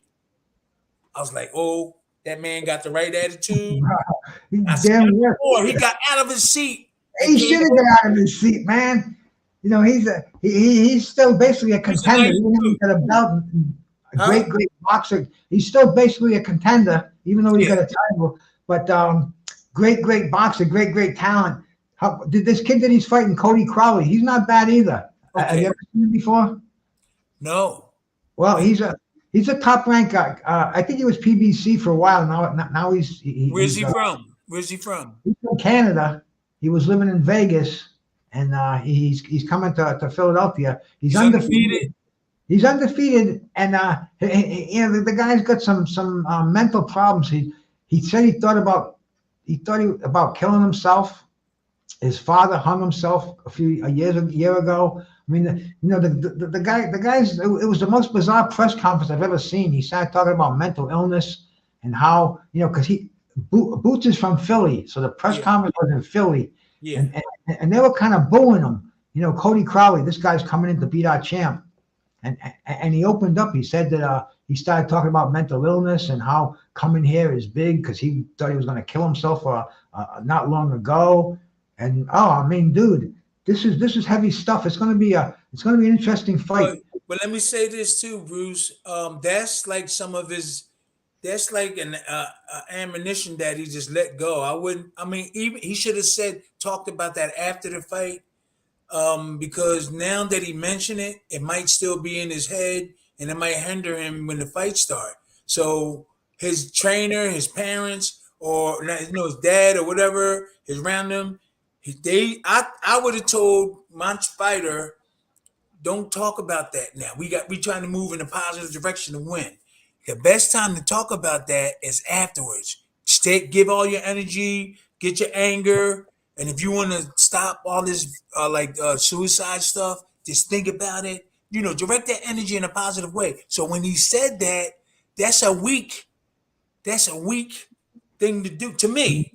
That's kind of like, oh well, I was going to kill myself, and it could be crazy, and he'll go after you. But I think that's a sign of weakness too. It is, and there's nothing wrong with that.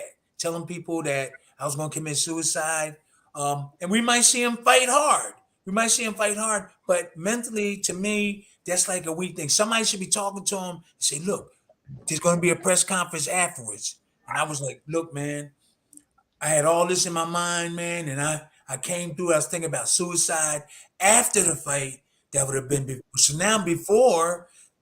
The trainers on the side probably said, "Man, this guy probably weak. He's feeling weak, and he's soft because of what he's saying. Maybe I'm just saying maybe, and they might get to him. And suppose Bruce hit him with a good combo and hurt him. That weakness might come in. That he wanted to kill himself before. I hope he had somebody talking to him to get him ready mentally and stuff." But that's a sign of weakness, and there's nothing wrong with that. Telling people that you're going to commit suicide or you felt negative, but it's the right time to say it. So I think before the fight, I don't think that. I think Ennis and Boots and is going to try to capitalize on his feelings. Yeah, to me, that means there's a little bit negative in him. Okay, I said this about you before the fight, about my parent or about me and all this stuff. It's still in him. It's some type of negative in him. And if he get hit with a couple of good shots, that negative won't come on. That's just my opinion, but I would have never said that. I would have said it after I beat Boots Ennis. If he was going to win, how good is Boots Ennis? You've seen Ray Leonard. You've seen the best welterweights in the world. Well, is he in that category? Different styles. He got to build his way up a little bit more. Sugar Ray, and Tommy Hearns. Tommy Hearns' defense wasn't the best. But Sugar Ray, Benitez, and all them guys, they were a great era. Those guys. How about Boots Ennis? Does he have a good defense? I know he keeps his hands up. I seen him fight twice. He keeps his hands up. He put his combinations together. but I haven't seen nobody really putting the pressure on him constantly. So we can know if his defense is there. So if we find somebody that's going to put that pressure on him, that's when we'll see. But other than that, you're just going to see what you're getting now because he's been knocking everybody out, right? Yeah. So Everybody. I like the kid. He's a real nice kid, Bruce. You'll love him. All right, man. But I feel for the brother that he's fighting, the guy that he's fighting. I would have found a way for him to make his speech other than say suicide, because now I know that Boots Anderson team is probably saying, wow, this guy weak. He's talking about suicide. You know, in some cases that'll make a dude stronger, talking about that. But I think in most cases that's a weakness feeling. I would commit suicide and all that. So I would have said that after the fight. It was bizarre the way he just kind of let it out. And oh, you seen it? You seen it? Yeah. I saw it for sure, man. Hey, Mad Chad's in here too, and my brother boxing Josh. There's Mad Chad. Hey, Mad man. If you want to come up and talk to Tim, let me know. I'll shoot you. I'll drop a link for you. But Tim, you met Mad Chad down in Philadelphia. Yeah. One of the best weekends I ever had. I met so many legends, man. Yeah, that's my man. That's my man. Vinny Paz was down there. Yep. Iron Man Barkley, Marlon Starling, Mitch Green, Tyrell Biggs. I mean, it was incredible, man. It was an amazing weekend. It was beautiful, man. It was great stuff. And Mad Chad, I got to give Mad Chad credit, man. Mad Chad drove the whole route down there, man. you just drove down. You just drove down to New York last week, and that's only a couple of hours. No, my marketing. I mean, not marketing. My documentary guy did, Carl. The guy that's doing. I'm doing a documentary, and you know, this gonna be, to me, it's gonna be big. It's gonna be big. And we drove down there, and they looked after him. The Long Island Boxing, they took care of us. Like I said, we did a speech, and that was beautiful, you know. So we got some work to do on the 9th down at Johan's gym. We're gonna go down there and film. There's gonna be a rapper there, and we're gonna film some stuff with this rapper. And you know, we yet have to go to the Italian market in Philly, and film the stuff in Philly, like you know, right where the Italian market where he made the movie. I was there too. And that's going to be interesting. Sylvester Stallone made the movie. I did the same exact thing he did in the movie. And so that should be interesting if we put that in the documentary. And all the gyms that are trained, we can go to Joe Frazier. So it's going to be a lot of work, Bruce. That's Mad Chad. What's up?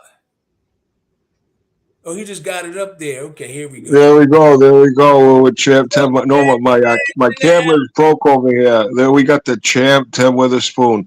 What a massive human being. I was hanging out back in the day with Andre Tippett. I was a young fella, 1980. He played linebacker for the Patriots, number 56. Okay. He was just a karate expert, just so phenomenal. Just a big human being. I remember I was young, and I remember going, you know, just seeing these big human athletes. And I just see Tim not too recently in person, and Tim is definitely not in his prime anymore. But Tim Witherspoon is a monstrous, like he is a big heavyweight. Like when you talk about like Fury can't bully Tim, like when you talk about like when you reach heavyweight when Tim's fighting weight, you know, I don't think Tim was overly, you know, but Tim is a huge human being. He's big. And just the size of Tim, when you're around someone like this, when you think back, you remember the Sports Illustrated. I remember it sitting there right there everywhere. It's Tim on the cover with Larry Holmes there, just the fight, this kid with, you know, not many fights at all, just so green. And to go in there against the assassin, this you know, this dude with the beautiful Ali protege, it was just so beautiful. I remember everybody in the neighborhood, Tim Witherspoon. There were huge fans all around Portland, Maine, just from the way that you brought the sweet science and brought that greenness, but just the heart, everything you could check as a boxer. At that fight with Larry Holmes, you were going to give anybody that night, any boxer in the world from any fucking era, that night, Tim, you were going to give them a handful. That is the God's honest truth, because you weren't in there to lose. You were in there to show who Tim Witherspoon was about, and it was just so awesome to see. What was your age in that fight, Tim, when you fought Larry? 24. 24. And how many fights, Tim? 24. How many fights you have by that time? 13. I think it was 13. 12 or 13. Terrible, Tim. Terrible, terrible. Don King screaming it out, right? The Don King used to scream it out early. Terrible. 7 amateur fights. 7. But you could have played NFL football, I'm telling you, if you would have took a different direction. You said that. If I was stronger, and because when I started boxing, those trainers didn't want us lifting weights like they do now. And right. With football, though, they had us lifting weights, but we didn't have a program like most of the college did in high school. They had weights and everything, but they didn't have no trainer training you. So we just came in. You had to. I think that a lot of those guys did they training at another gym, the weightlifting and stuff, because they did have weights, but you had to do it in school. So most of your guys didn't lift weights. We didn't have a program at our school, and lifting weights and sports medicine that came after us. Yeah. Bruce, shout out to BruceGas for bringing it all together, Bruce, the GOAT. I call him the GOAT, Tim, for the YouTube streets, bro. He's the GOAT. He knows the fight game. And Tim, what a great story from your upbringing in Philadelphia, and it would be great if there would be a great Tim Witherspoon book or a documentary, something to really, tell your story. Because I feel like so many of these young pugilists, young athletes, young people trying to strive in business can take away so much from Tim Witherspoon's experience. And I stress to all these trainers, I say, bring Tim in.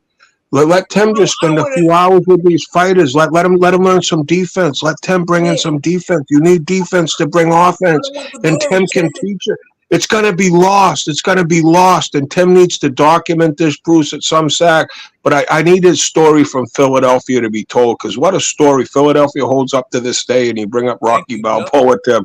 What a living legend, BruceGas. 2 living legends here, honest to God. I am completely honored for you two, bro, Bruce. Shout out you two, man. Yeah, you know it. Shout out to Marvelous Hagler, man. Here we go.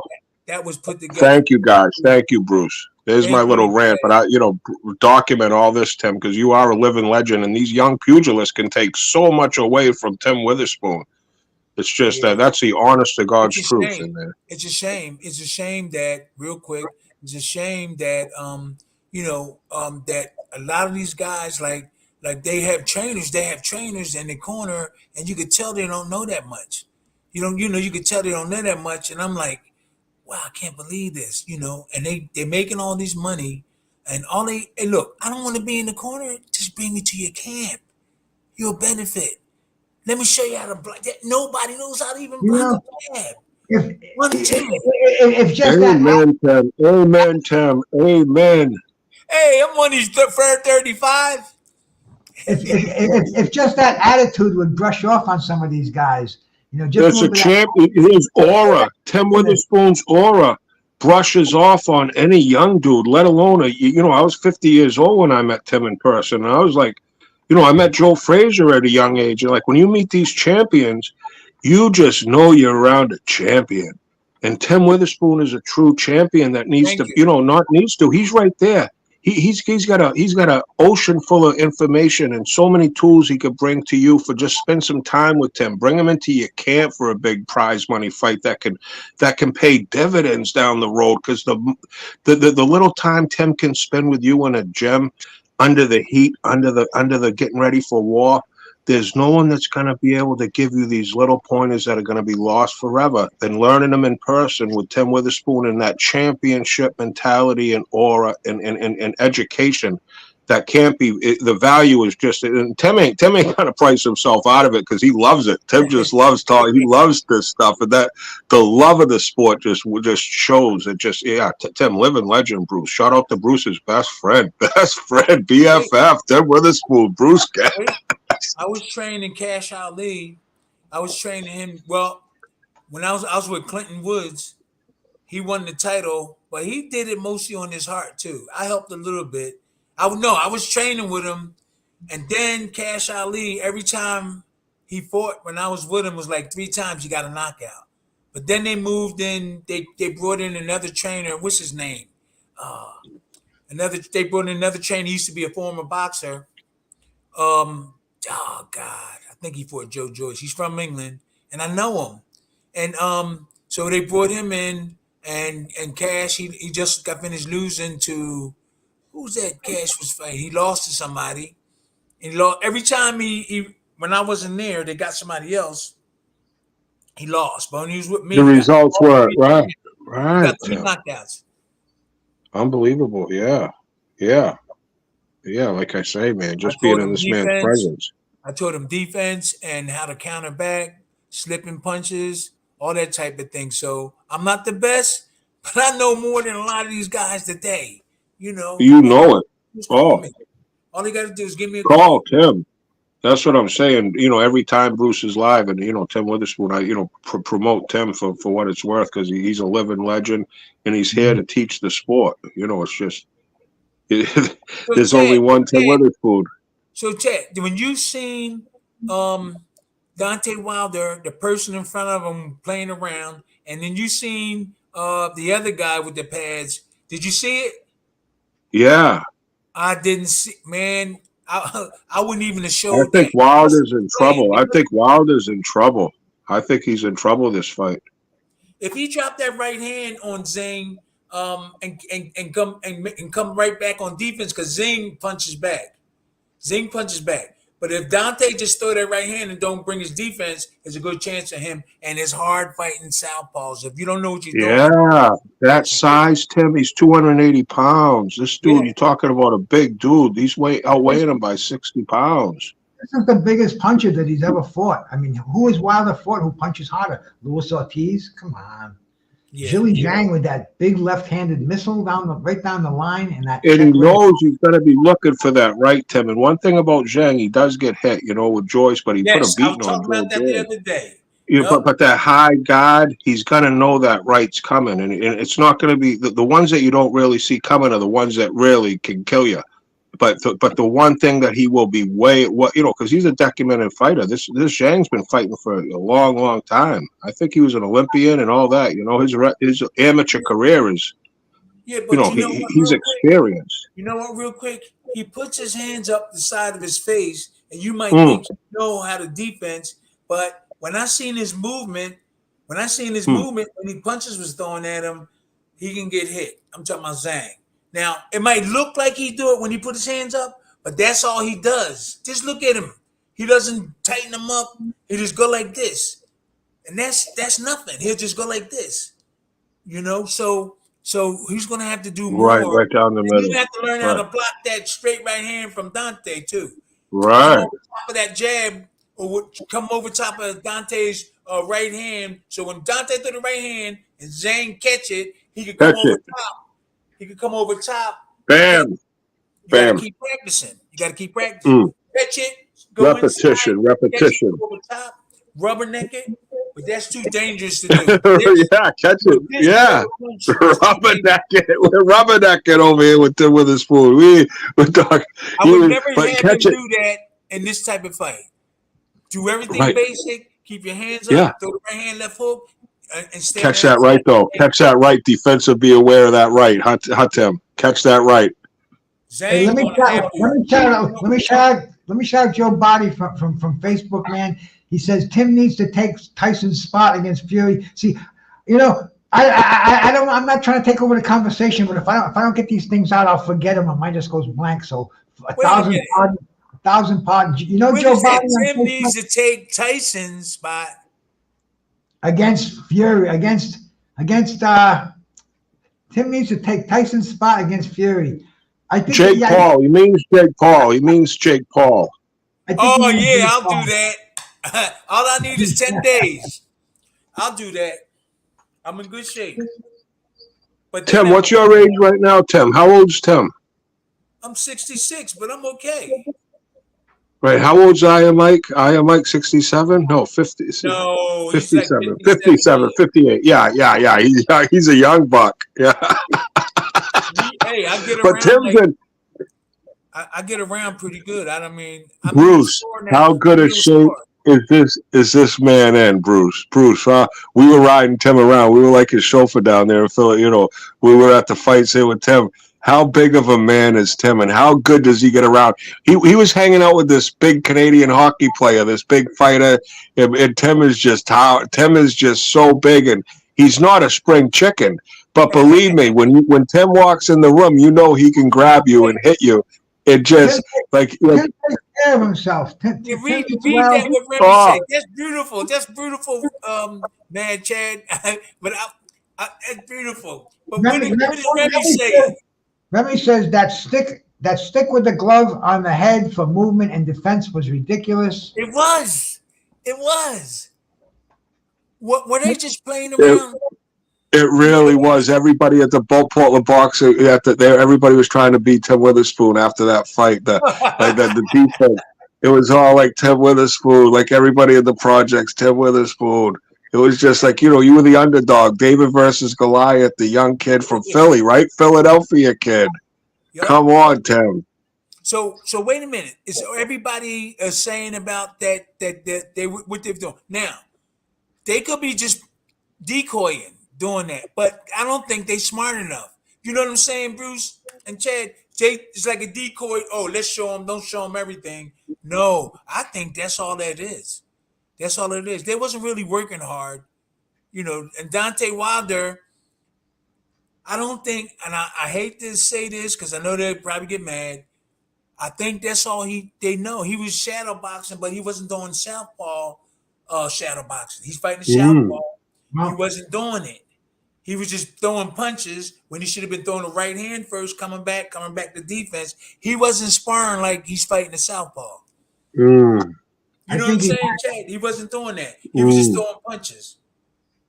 I think what he has to do is revert to the old style. Just come out there and try to take Zhilei Zhang's head off. Bite the bullet, put that head down, suck it up, get that right hand on target. Even if you only land 3 of them, that should be too many. Throw the right hand. Look, if he throw that right hand hard like he usually do, that left hook's going to get in. So they should have been developing Dante's left hook, right? How many years ago, though? We're talking about a dude that's pushing 40. It's like, how these fighters, they can't throw that bomb no more. All the great ones, you see it. They can't pull the trigger, Tim. I don't know about that. I don't know because he's been through wars, though. He's been in some wars. Like like against Joe Parker, I thought there was opportunities for him to throw it. I think he's questioning himself, Tim. Yeah, I think there's questions there. He doesn't have really the confidence behind him. Is that right hand? I think that's it, Tim. And nothing else, right? Is the right hand and nothing else. And they should have developed some of his left side. They should have made that just as important as his right hand. And that's where he's falling short. He still could be undefeated. He still could have been undefeated if he had somebody to show him that stuff. And I know they'll talk about, they criticize what Tim talking about. But the bottom line is, if I was training Dante Wilder, I would strengthen his left side up and his defense because that right hand is going to kill somebody. Yeah. Secret weapon. So work on everything else. But there's no guys around him doing that. So he could go down. He could have went down in history as one of the greatest, and a couple of those boxers. He could have went down. Tyson Fury, real quick, guys.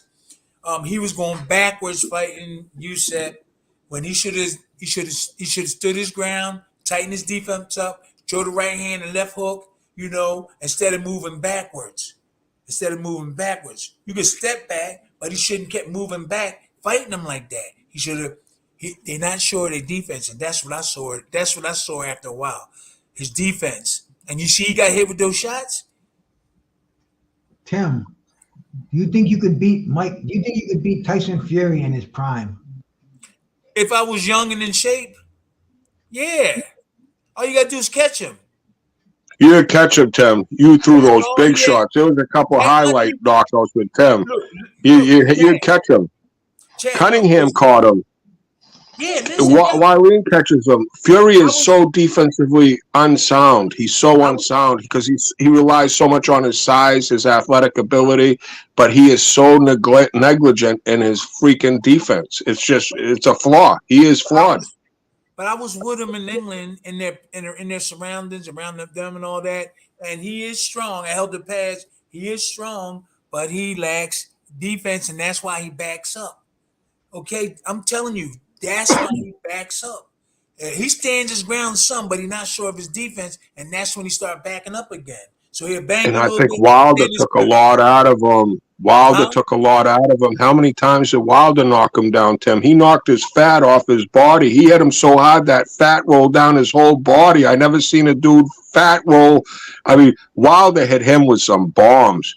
I mean, and when you get hit that hard, I just think his confidence. He knows he can get hurt. He doesn't. He's afraid to be in the middle of the ring. He fights like a back foot bitch. It was so odd to see a littler dude chasing around this giant. I mean, Fury's a giant, 6'8", 200. I mean, that's a giant. And Usyk is, he's a big dude, but small in comparison. And to see, I never expected. I thought Fury would fight on the back foot at moments, but I never dreamed in a million years I would see him fighting that negative. I didn't see it coming. I didn't see it, and I think it took Usyk a little bit of time to.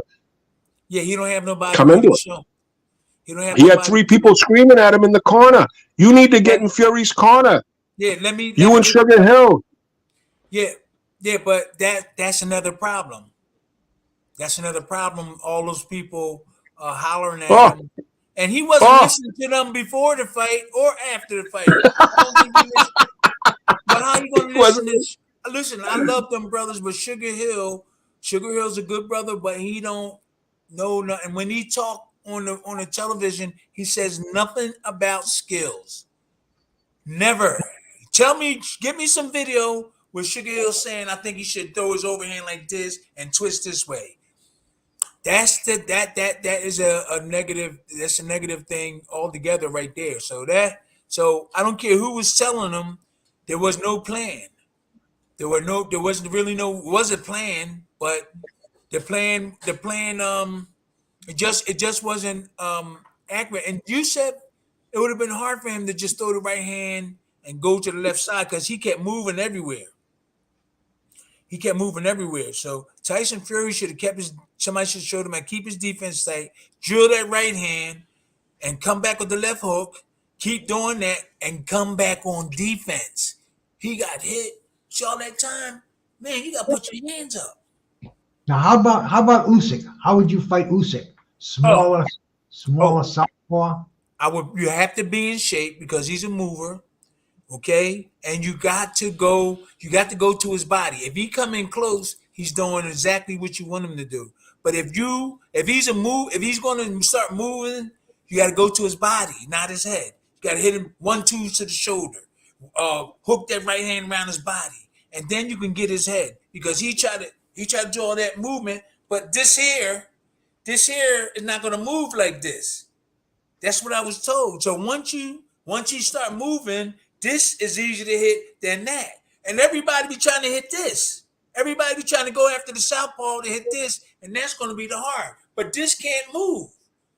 My trainer taught me how to do it. Go to the body. I was doing 1-2, hook the right hand on the body. I forget about his head after 3 or 4 rounds, and then you hit him in the head, you take him out. That's just a good strategy. Out of the both of them, out of Tyson Fury and Alexander Usyk, which one do you think is tougher? Which one would give you the hardest fight? I think because you said move around a lot. Now I think Tyson Fury he punches hard. He'll try to take your head off. What would be an easier fight? I would say because Tyson is taller and he don't have a defense, I would say it would be him. No. I would say it because he's up there with no defense. But he's a tough and he can punch hard because I held the pads with him in over in Ireland. I held the pads for him and he could punch.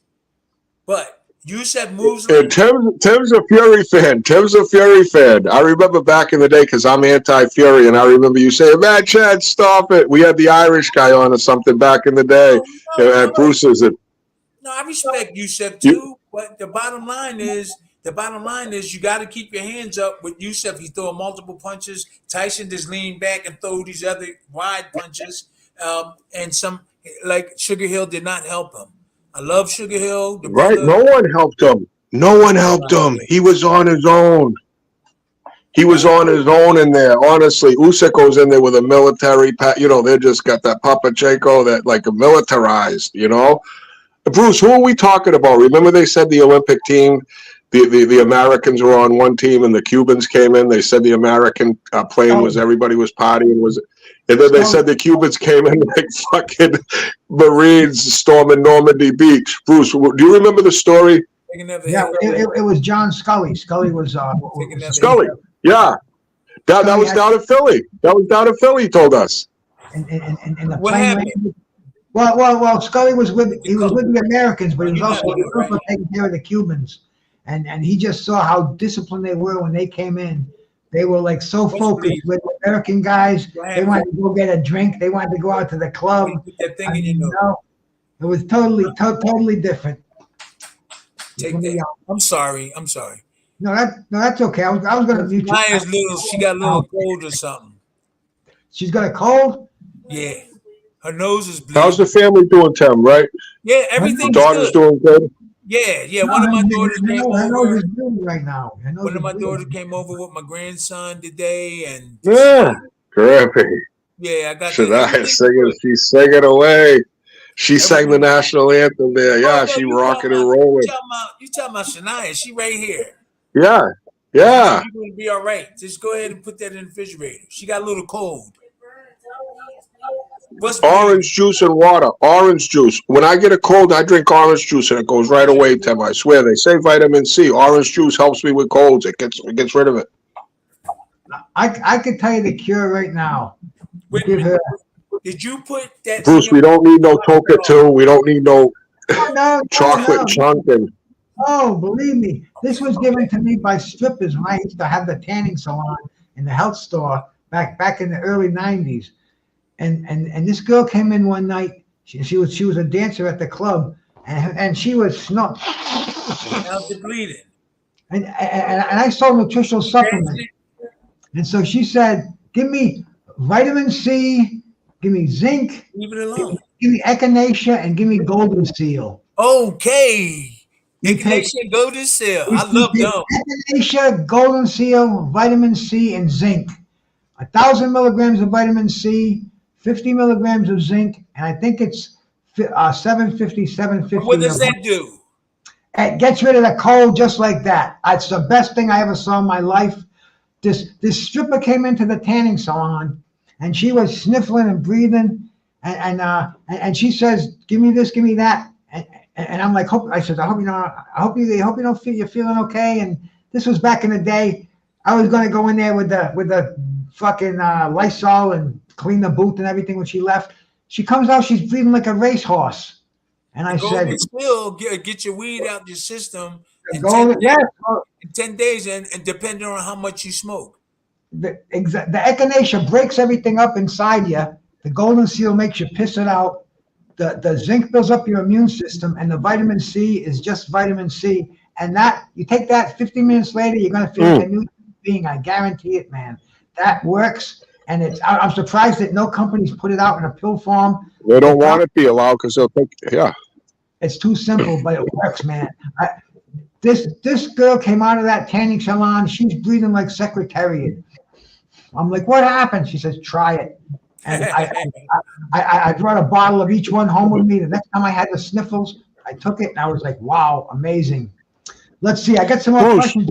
Yeah, Tim. Bruce, can I ask a quick question? Yeah. Go ahead, Matt Chad. Tim, when you were fighting, when you had those fights, did you put any time and thought into your ring walk song? Did you have a favorite ring walk song? Because Rocky, did you ever think you didn't pay too much mind to it? No, I just let them put on whatever they want. Sometimes they'll come in and ask you, "Do you have anything?" I really didn't care about it. You didn't even care. You just focused on your opponent at hand or whatever Yeah. it was. You didn't care about Sometimes that I ring might have. walk-up. Sometimes I think I might have, but the majority of the time I didn't really give a damn. I just whatever they All put right. on, let's do it. Quick. Yep. Thank you, Tim. Sorry, Yeah, Bruce, for cutting you off. that's all right. Yeah, I can't even answer the other. I can't ask him the other question anyway because I can't understand it. But let me What see. it say? It says, "What is Tim's workout routine, champ? Looking amazing. What is Tim's workout routine? Okay, what's your workout routine?"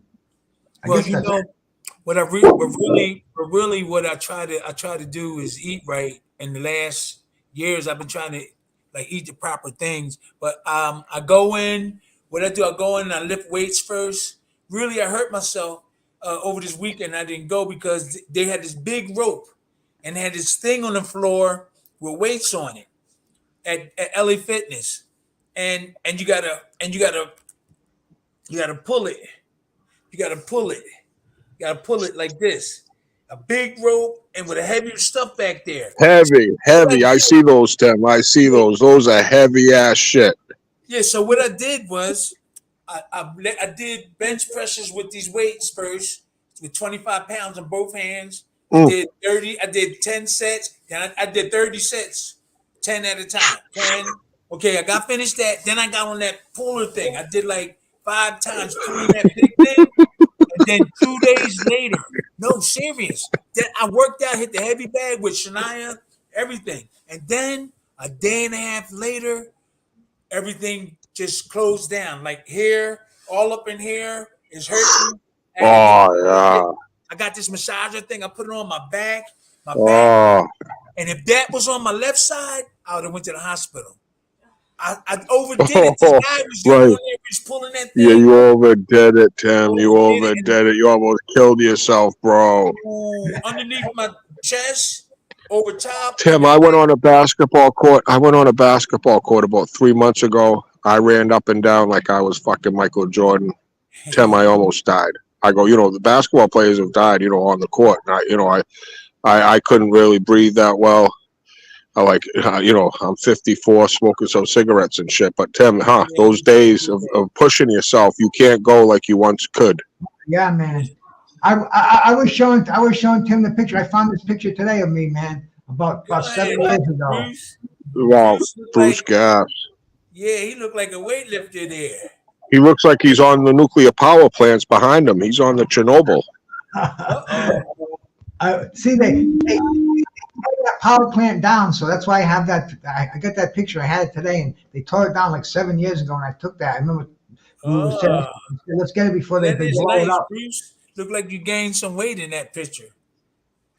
I was about 190 in that picture. Yeah, I'm 25 pounds lighter now because, man, I got the arthritis. I can't lift the weights, but I eat like a champ, bro. I assure you, this is what my wife made tonight, man.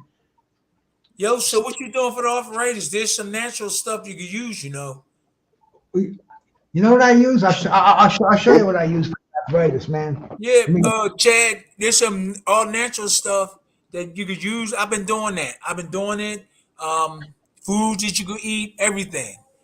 I've been doing that, man, and I got to find out how to get not carbohydrates, protein. Tim, back in the day, right? If you could remember.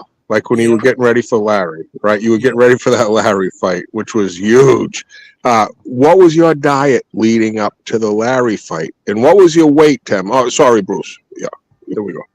That's no. Yeah, I was going to. Let me. Larry, the weight. Okay. This is what I take. This is what I take for the joint pain. Oh.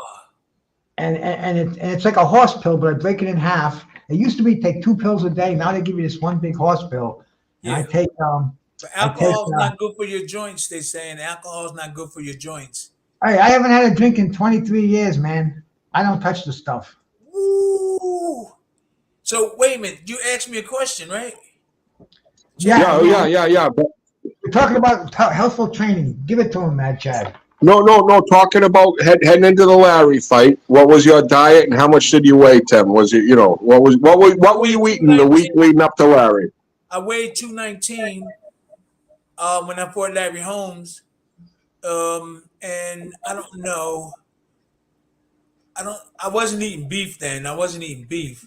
So it had to be chicken and pasta. I was like a pasta and chicken man back then. Cause I haven't eaten beef or pork for 50 years now. Chicken and fish, 5 years. But eating good though, eating good. Were you not worried about your weight? Like when you were done training, would you go, No, eat a lot of chicken? No, I didn't worry about the weight. But my management and them wanted me to come in because they were criticizing me about being overweight. I perform good when I'm not heavy and stuff like that. And nowadays you see guys coming in all kind of ways and they don't say nothing. But at that time, if I came in 3 pounds, 4 pounds overweight, they jumped right on me. Not Larry Harris, that's my man. Larry, what's his name? Larry the Merchant. The announcer. Larry Merchant and a couple of those guys, they criticized me for a fight that I won. We bumped heads a little bit. I was cool with him. But it was always, I had to be lighter. They was on me about certain things. I perform better when I'm lighter and all that kind of stuff, Mentally, I wasn't in like a lot of fights. Mentally, I wasn't right because I knew I was getting ripped off or the right things wasn't there, So I think if I would have started lifting weights and had sports medicine guys right before and be like Evander and Tyson, they was lifting and pumping. I wasn't doing that. They stopped me from lifting weights. Don't lift that much weights. That's what my trainer would say. The old timers didn't believe in weights, but now they do because my things has changed. Now, El Quattro says, "Do you still eat red meat?" No, me, I do. 50 years. 50 years. Now, back in the day, Tim, with everything going on about performance enhancing drugs, it's like to the forefront. Everybody's talking about. I never did. Back in the day, did you hear about it? Was it talked about? Yeah, steroids and stuff. Yeah, we heard. Yeah, yeah. Because Lyle Zato, back in the day, even back in the 70s, 80s, Lyle Zato, Bruce, remember Lyle Zato. He died from, I think, steroids. Whoa. Yeah. Steroids, they've been around for a long time, since the 80s that I know of. But right now, man, natural steroids too, right? You got all natural steroids. Well, if we're gonna talk about Ryan Garcia, you can get cross contamination. You can if you take nutritional supplements, and I sold them for 30 years. I know that these companies aren't they're not sanitary like a hospital is. They're not like a real pharmaceutical lab is. Sometimes they mix this stuff in their bathtubs. They'll mix one supplement, then do the next batch right in the same bathtub. So I can see how it can be cross contaminated. But this is what I had for dinner tonight before I take it down. It was salmon. My wife baked this beautiful, man. It was a piece of salmon baked with basil and dill. That's a healthy looking meal. Oh man, that was good. Ryan Garcia. I think if you left all the other stuff alone, I think he, because now people saying things about it. I just felt I was a little angry because he did that, because you got other boxers looking at that. You got these young guys looking at that. I love the brother Ryan Garcia, and I do say things about it, but you got other young boxers looking at that. You want them to go full steam ahead. You don't want them to make excuses. You don't want them to do stuff like, I was drinking beer. Come on, we gotta let these kids know that you gotta be in top shape. Don't be scared of your opponent. You gotta get in there and do the best you gotta do. Don't say I was drinking and then he put a cigarette in his mouth. I love the brother, man, but that's not helping us.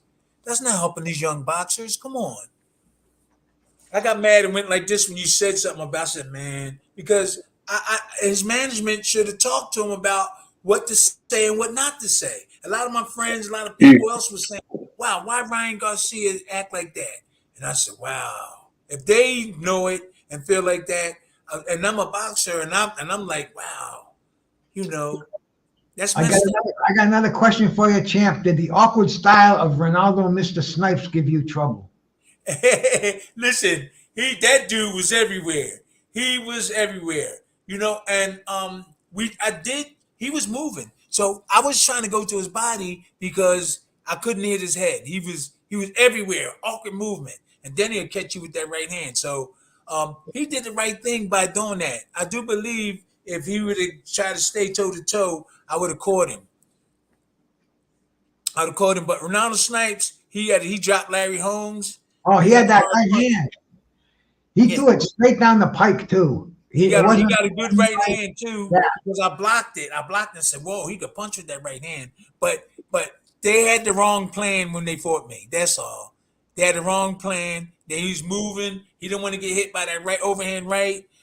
And when he did all that, I was like, "Okay, keep on moving." I just tried to catch him. He made me look bad in certain areas because he kept moving.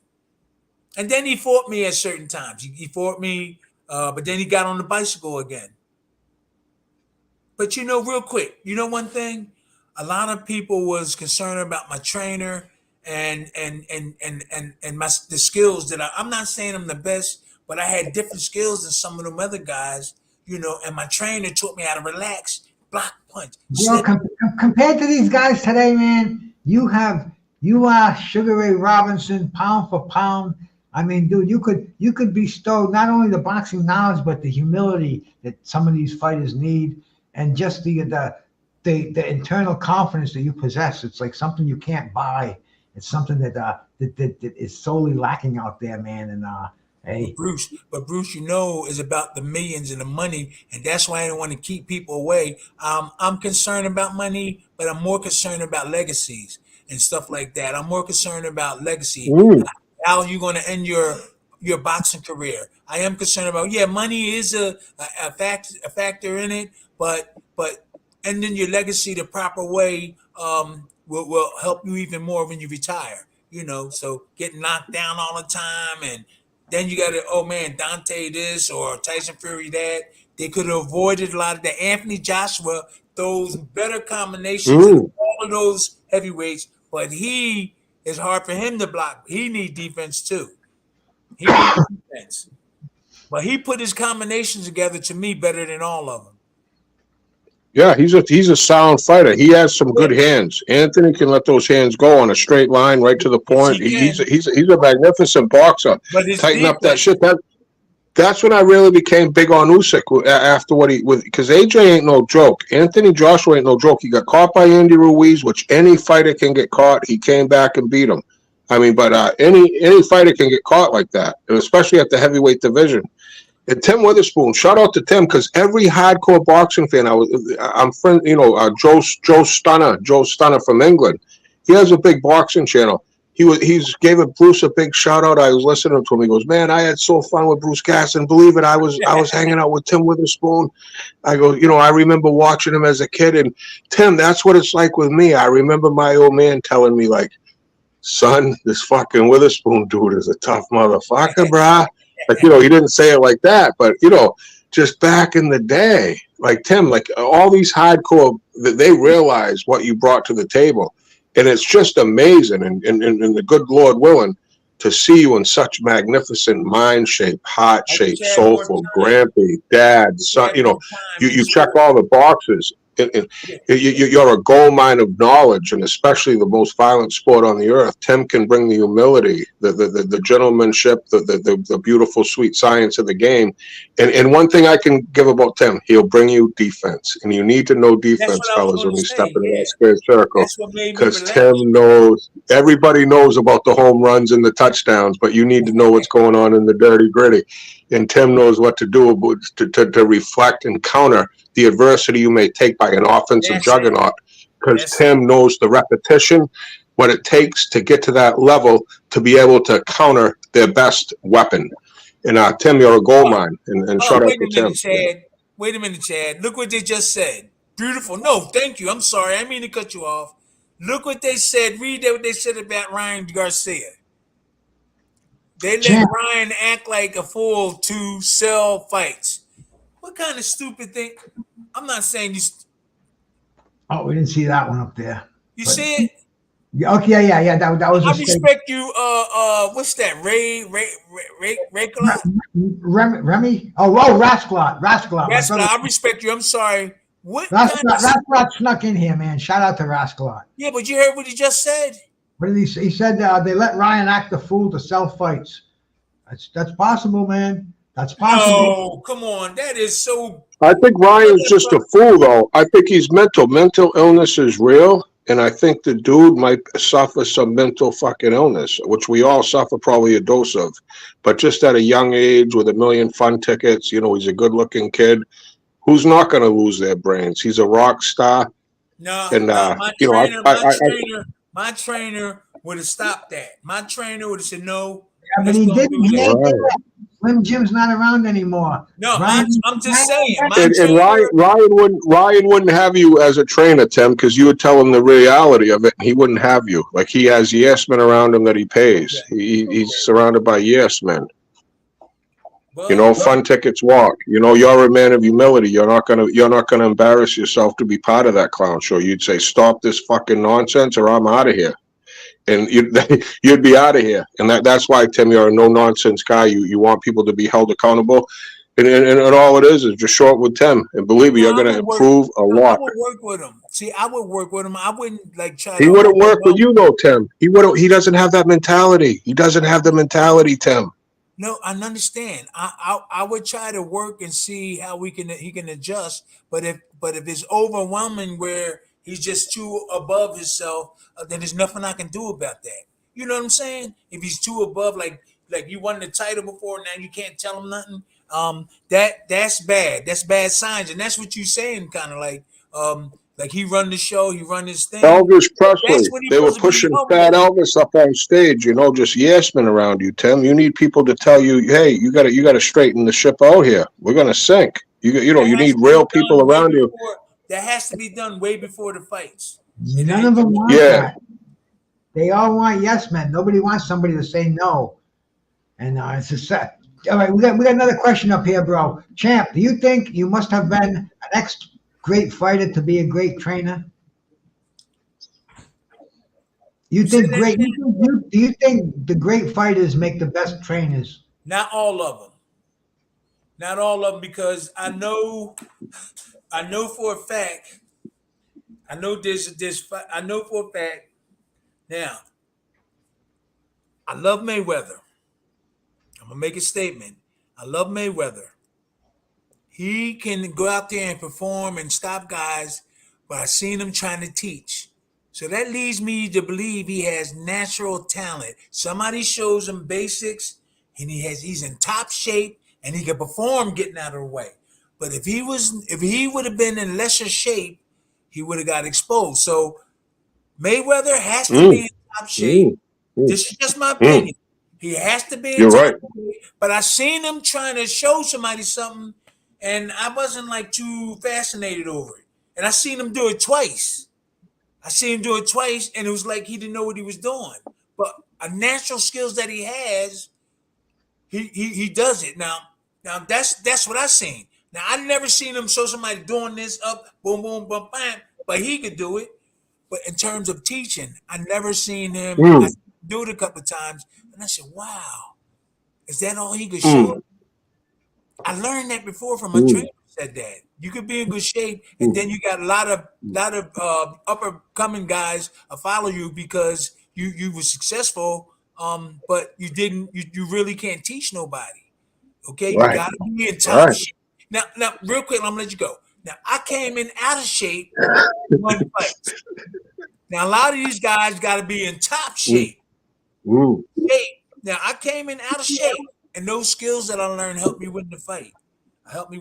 So you get Mayweather had to be in top shape in order to get, but he accomplished a great deal on what he did. I'm really proud of the brother and things like that. But that's what I see. If he wasn't in the top shape, he has to be in that shape all the time. So, but you being an ex-fighter, you make a great trainer though. So it's not a general rule, because I think my man was asking if you got to be a former fighter to be a trainer. And sometimes yes, sometimes no. No, sometimes no. Yeah. Sometimes no. That's why I said what I said. I'm saying he could teach you all the speed and stuff. But he was in good shape. He was in good shape. And Yeah. got out of the way of punching, Elite shape. but he can't teach the way he get out of the way. Right. Because it's elite level. You have to be at the elite sharpness. You have to be in that. And you have to have that. You have to have that mind connection to teach a pupil too. You know. And Tim, one thing about Tim is I think you got to find a lot of repetition, a lot of fundamental things that are going to offset something that your opponent. Tim will see who you're fighting is, and he will find something that can offset defensively to overcome, and then come back offensively. Tim is going to be able to, so it's just all natural to you. So when your opponent is doing this, you are going to block it. And that's something that Tim can do. Because his aura and his skill set that he has performed himself that can translate to you, because it's meat and potatoes. We're not talking algebra. We're not talking Einstein. We're not talking a million fucking sideways steps. We're talking 1, 2, 3s, basically steps. If you do a repetition with Tim telling you this and teaching you this, when you face your opponent, you are going to have a leg up on your opponent. You're not going to have Victor Conte. You're going to have a fundamentally base to offset what your opponent is bringing. The snack guy, everybody's looking to get a leg up. The steroid dude, the Balco. Oh, he's not a trainer?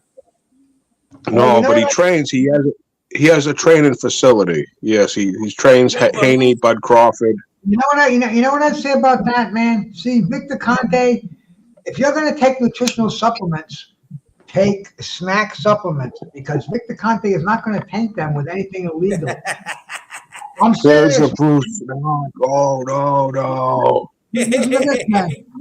See, he knows how to legally give you an advantage in boxing, because nutritional supplements, they work. They don't work as good as anabolic steroids, but they work. And Victor Conte's a master at manipulating these legal supplements that you can take to enhance your performance. And he's going to make sure there's no cross-contamination there. So if you take snack supplements, you're not going to get busted for ostarine. You're not going to get busted for nalgene. I mean, it's going to be straight testosterone. It's going to be straight whatever. Bruce, real quick, I believe Snack got busted real quick. They got busted for tainted supplements, back not too long ago. You're going back to the 90s. No, it's Snack. I'm not talking Balco. I'm not talking Balco. I'm talking Snack. I'm talking the official Snack product. They have definitely got violations for false stuff in their supplements. You can find it out. Show me the receipt on that one, bro. Because I will. I'll pull it up. I'll get it to you. I will get it to you, Bruce. But I just want to let you know this dude is, and especially Bruce has got the public, the private snack. You know what I mean, Tim? There's a private snack stash. Like when you show up to Victor's place and you get that oxygen tank, and he's got a Soviet Union guy with him. Yeah, you're right about that, but that's all legal. The oxygen tank. Yeah. I know, but I'm saying the guy that's got everything out there, he's a Soviet Union guy that's not allowed around the Olympics no more for cheating. He had a Soviet Union win the 100-meter dash. Okay. His name Remy Kochminami. That's Victor Conte's right-hand man that helps train these fighters with sprints and conditioning. But Victor Conte's also stated you don't need to do road work if you're a boxer. Do you believe road work's important as a boxer? Yeah. Oh, yeah. What does he have to do? Well, Victor Conte can tell to his fighters that you don't need to do road work if you show up with me. That's how. He probably has them run on a treadmill, run in place. It's the same thing, cardio. But see, Victor Conte, he baffles these guys with bullshit. He shows them stuff that's been around for years, but he knows how to. He's going to guarantee that you're not going to get busted for PEDs, because he knows what VADA tests for, and he's going to make sure there's no traces of that in his supplements. That's not cool. That's not cool. If he got busted before, that was probably before he was involved in boxing. Okay. Right now, he can make millions of dollars sponsoring different fighters who'll pay for his services. He don't have to give them PEDs. He's got he's got ways around it, and he can test the fighters that they're fighting. I don't against. think he can help it. What he did to Marion Jones, Bruce, honest to God, I was such a Marion Jones fan. Yeah, he's a scumbag and yabba, but that was yesterday. But I'm saying yabba. It's historic facts, and I just feel that this dude ain't allowed. Like if he was allowed in baseball, Tim, like if Patrick Mahomes, you know what I mean, the guy for the kid, or Tom Brady came out with, or LeBron James. Imagine if LeBron James wore a snack hat. Everybody would say LeBron James is on steroids. He's with Victor Conte. But boxing's so corrupt, Tim, all these different regulations. And he knows how to beat any drug test. He stated it. He goes, any drug test I know how to beat. I'm the Tower of Power. And his right-hand man is a Soviet Union convicted drug cheat that's not allowed around any Olympic athlete a mile around. Like, you know, that's all I'm saying. And he found his way into the ugliest, dirtiest sport. Tim knows more than anybody. There's no more, other than horse racing. It's horse racing and boxing, the two most corrupt sports in the world. I don't know everything. I just the steroids and all that stuff. You lived it. You got fucked more than anybody here. Tim got fucked by these fucking dirty, rotten scoundrels from a legendary warrior here. Still got his wits, still got his money, still got everything, his family. But this dude got fucked up hard by these dirty, rotten scoundrels. He needs a girlfriend and $1 million and a girlfriend, and he'll be good. I need 100,000. That's all. 100,000. Tim don't need nothing. Tim don't need nothing. Tim is rocking and rolling. He's the happiest man alive. If you know, this dude's a living legend. I mean, honest to God, there's not a badder motherfucker on planet Earth than Tim Witherspoon. I'll tell you right now. If I'm in a foxhole, give me Tim Witherspoon. I don't know about that. There's some bad dudes. I know you're just playing around, but yeah, you know. So when we gonna leave? We've been on there how long? Like 2 hours, right? I thought it was only about 20 minutes, man. You know, man. Wow, it felt like 20 minutes. No, we started. We got to go get breakfast. We started. We got to get breakfast. Let me ask you these last two questions, Tim. No problem. Shouldn't Deontay Wilder attempt to out-jab Zhilei Zhang? Now, see, that's what I'm saying. He doesn't supposed to be using his jab. He's supposed to be using his right hand. Zhang is a left-hander, and his lead hand is in front of Deontay Wilder's lead hand. So Zhang's right hand is right there in front of Deontay Wilder's left jab. He's supposed to be throwing right hands at your jab is your right hand when you're fighting the southpaw.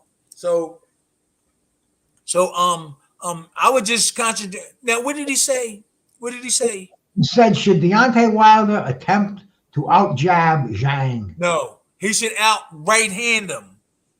He should out-hand him because Zhang defense isn't that good, and that right hand to get in. And he should have been practicing to bring the left hook behind that right hand, and then go right back to defense. Whack, defense. That's one of the main things he should have been doing. Keep drilling the right hand, then move forward instead of staying in front of Zhang left hand, right? Right hand, keep moving forward. On the outside of Zhang right hand, I would have to show you, even though it looks complicated. When he throws right hand, just keep on, and then Zhang can turn into his punches. That I know exactly how to fight southpaws. But the right hand is really what Dante need to keep doing, and he need to keep his left hand up here to block Zhang's. Yeah, and then if he feels something, he can turn the hook back. So when his hands right here, and he throw his right. Keep that hand up, Dante. Keep that hand up. Yeah. So when something hit it, he just turn the punch right back. That counter right back. So keep that hand up here instead of here. Keep it here, right hand or left hook, or throw the right hand and leave this here. So when Zhang throw his, you just counter back. Keep your elbows in tight. Hit right here, and that's the kind of fight it should be. All right, man. One more question, champ. When you were facing guys with fast hands, what tactics did you use to beat them? Okay, so what you have to do, and if they had good stamina, you just have to be in good shape with your breathing and keep your defense up all the time and counter most of the time. If they got quick hands, you're definitely going to get hit if you don't keep your hands up. So when you feel the gloves hitting you, just counter back. So if a punch come here, counter back. If a punch come here, counter back. Keep your defense against your body. As soon as you feel punches, just counter back and be quick. Okay? Just you can try to sneak tight and quick. Tight. You can sneak a punch in, but come right back to defense because they quick. And you could probably catch them on the way back. So they throw their punches, and on the way back for defense, you probably could catch them before they come back. So with those quick guys, you just got to be in shape and to fight them and keep your defense up. I would keep my shell up, let them hit this, work my jab, keep working my jab, and and do the countering. Boom, boom. That's all. Nice. There's more to it. Nice. Hey, Laurent, bro, thank you for coming. Appreciate it, man. Hey, we've been here for 2 hours and 20 minutes. I guess we should. Bruce. The basketball player. Laurent, yeah, maybe it is Laurent. Bruce, I gotta go, man. And Me too, wow, man, what a Chad. night, Bruce. Nice to meet you, Heavy hitters in the chat. Remy, shout out to Remy. We only got one super chat tonight. We got $2. I'll send you $1 tomorrow to your Cash App, man. There we go, Bruce. But Tim Witherspoon, shout out to the champ, man. The champ. Honestly, what a night, Tim. God bless. Hat off. God bless you and your family. Peace be with you guys. Honestly. Thank you. There we go, Bruce. Chad, Thank you. Matt, Chad, thank you. Thank you, Bruce. Love you guys. Love you, man. Thank you so much, fellas. God bless. God bless. God bless you. Champ. So Bruce, did some people come on, right? Yeah, we had a couple of people come on. We had some good knowledge and everything. I'm gonna see about making me something before I go to bed. Then get up tomorrow. I'm going to go to the gym tomorrow and get a workout in. My back was a little too sore, and from doing them exercises, I never did this exercise before, and it's got me down. I was pulling on this big thing with weights on it, and then I was, like I told you before, I was doing like this, and then it's got all this sore. I'm sore now. Hey, bro, take care of yourself, man. Okay. I'll talk to you tomorrow. It's going to be fight day, and we'll definitely come on here and give our 2 cents. I'm going to be going live all through the fights. I'll send you a link, bro. Make sure you get there. And hey, God bless you, champ. God bless you. All right, see you guys. Thank you, guys. Thank you. I'm out of here, Bruce. Peace, brother. Peace, man. Hey, I thank everybody that came in here, man. Fantastic seeing y'all, man.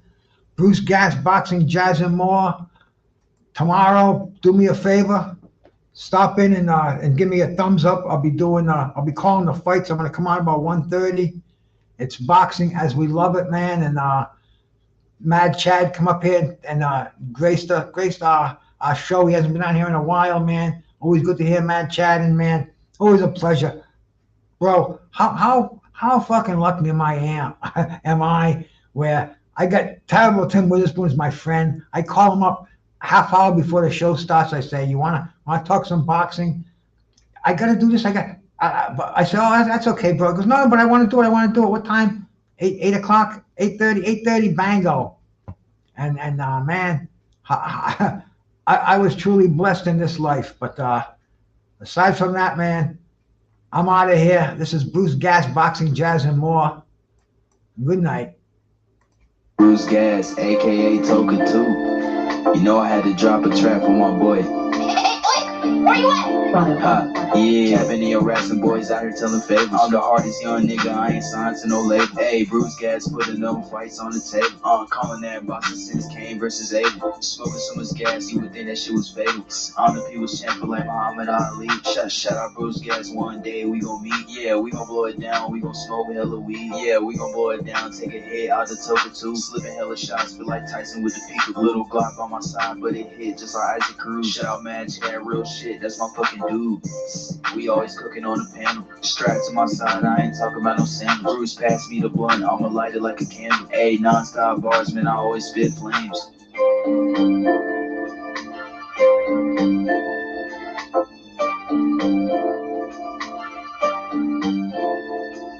Feel like BruceGas always got a different strain. Bitch, you ain't like me, you can never feel my pain. You win and you lose, well, this the fight game. Don't beef on the net and the shit won't change. Said that on the stream, gotta do it for the game. Said that on the stream, gotta do it for the chat. I ain't undisputed. Yeah, hold on, I ain't undisputed, but I want all the straps.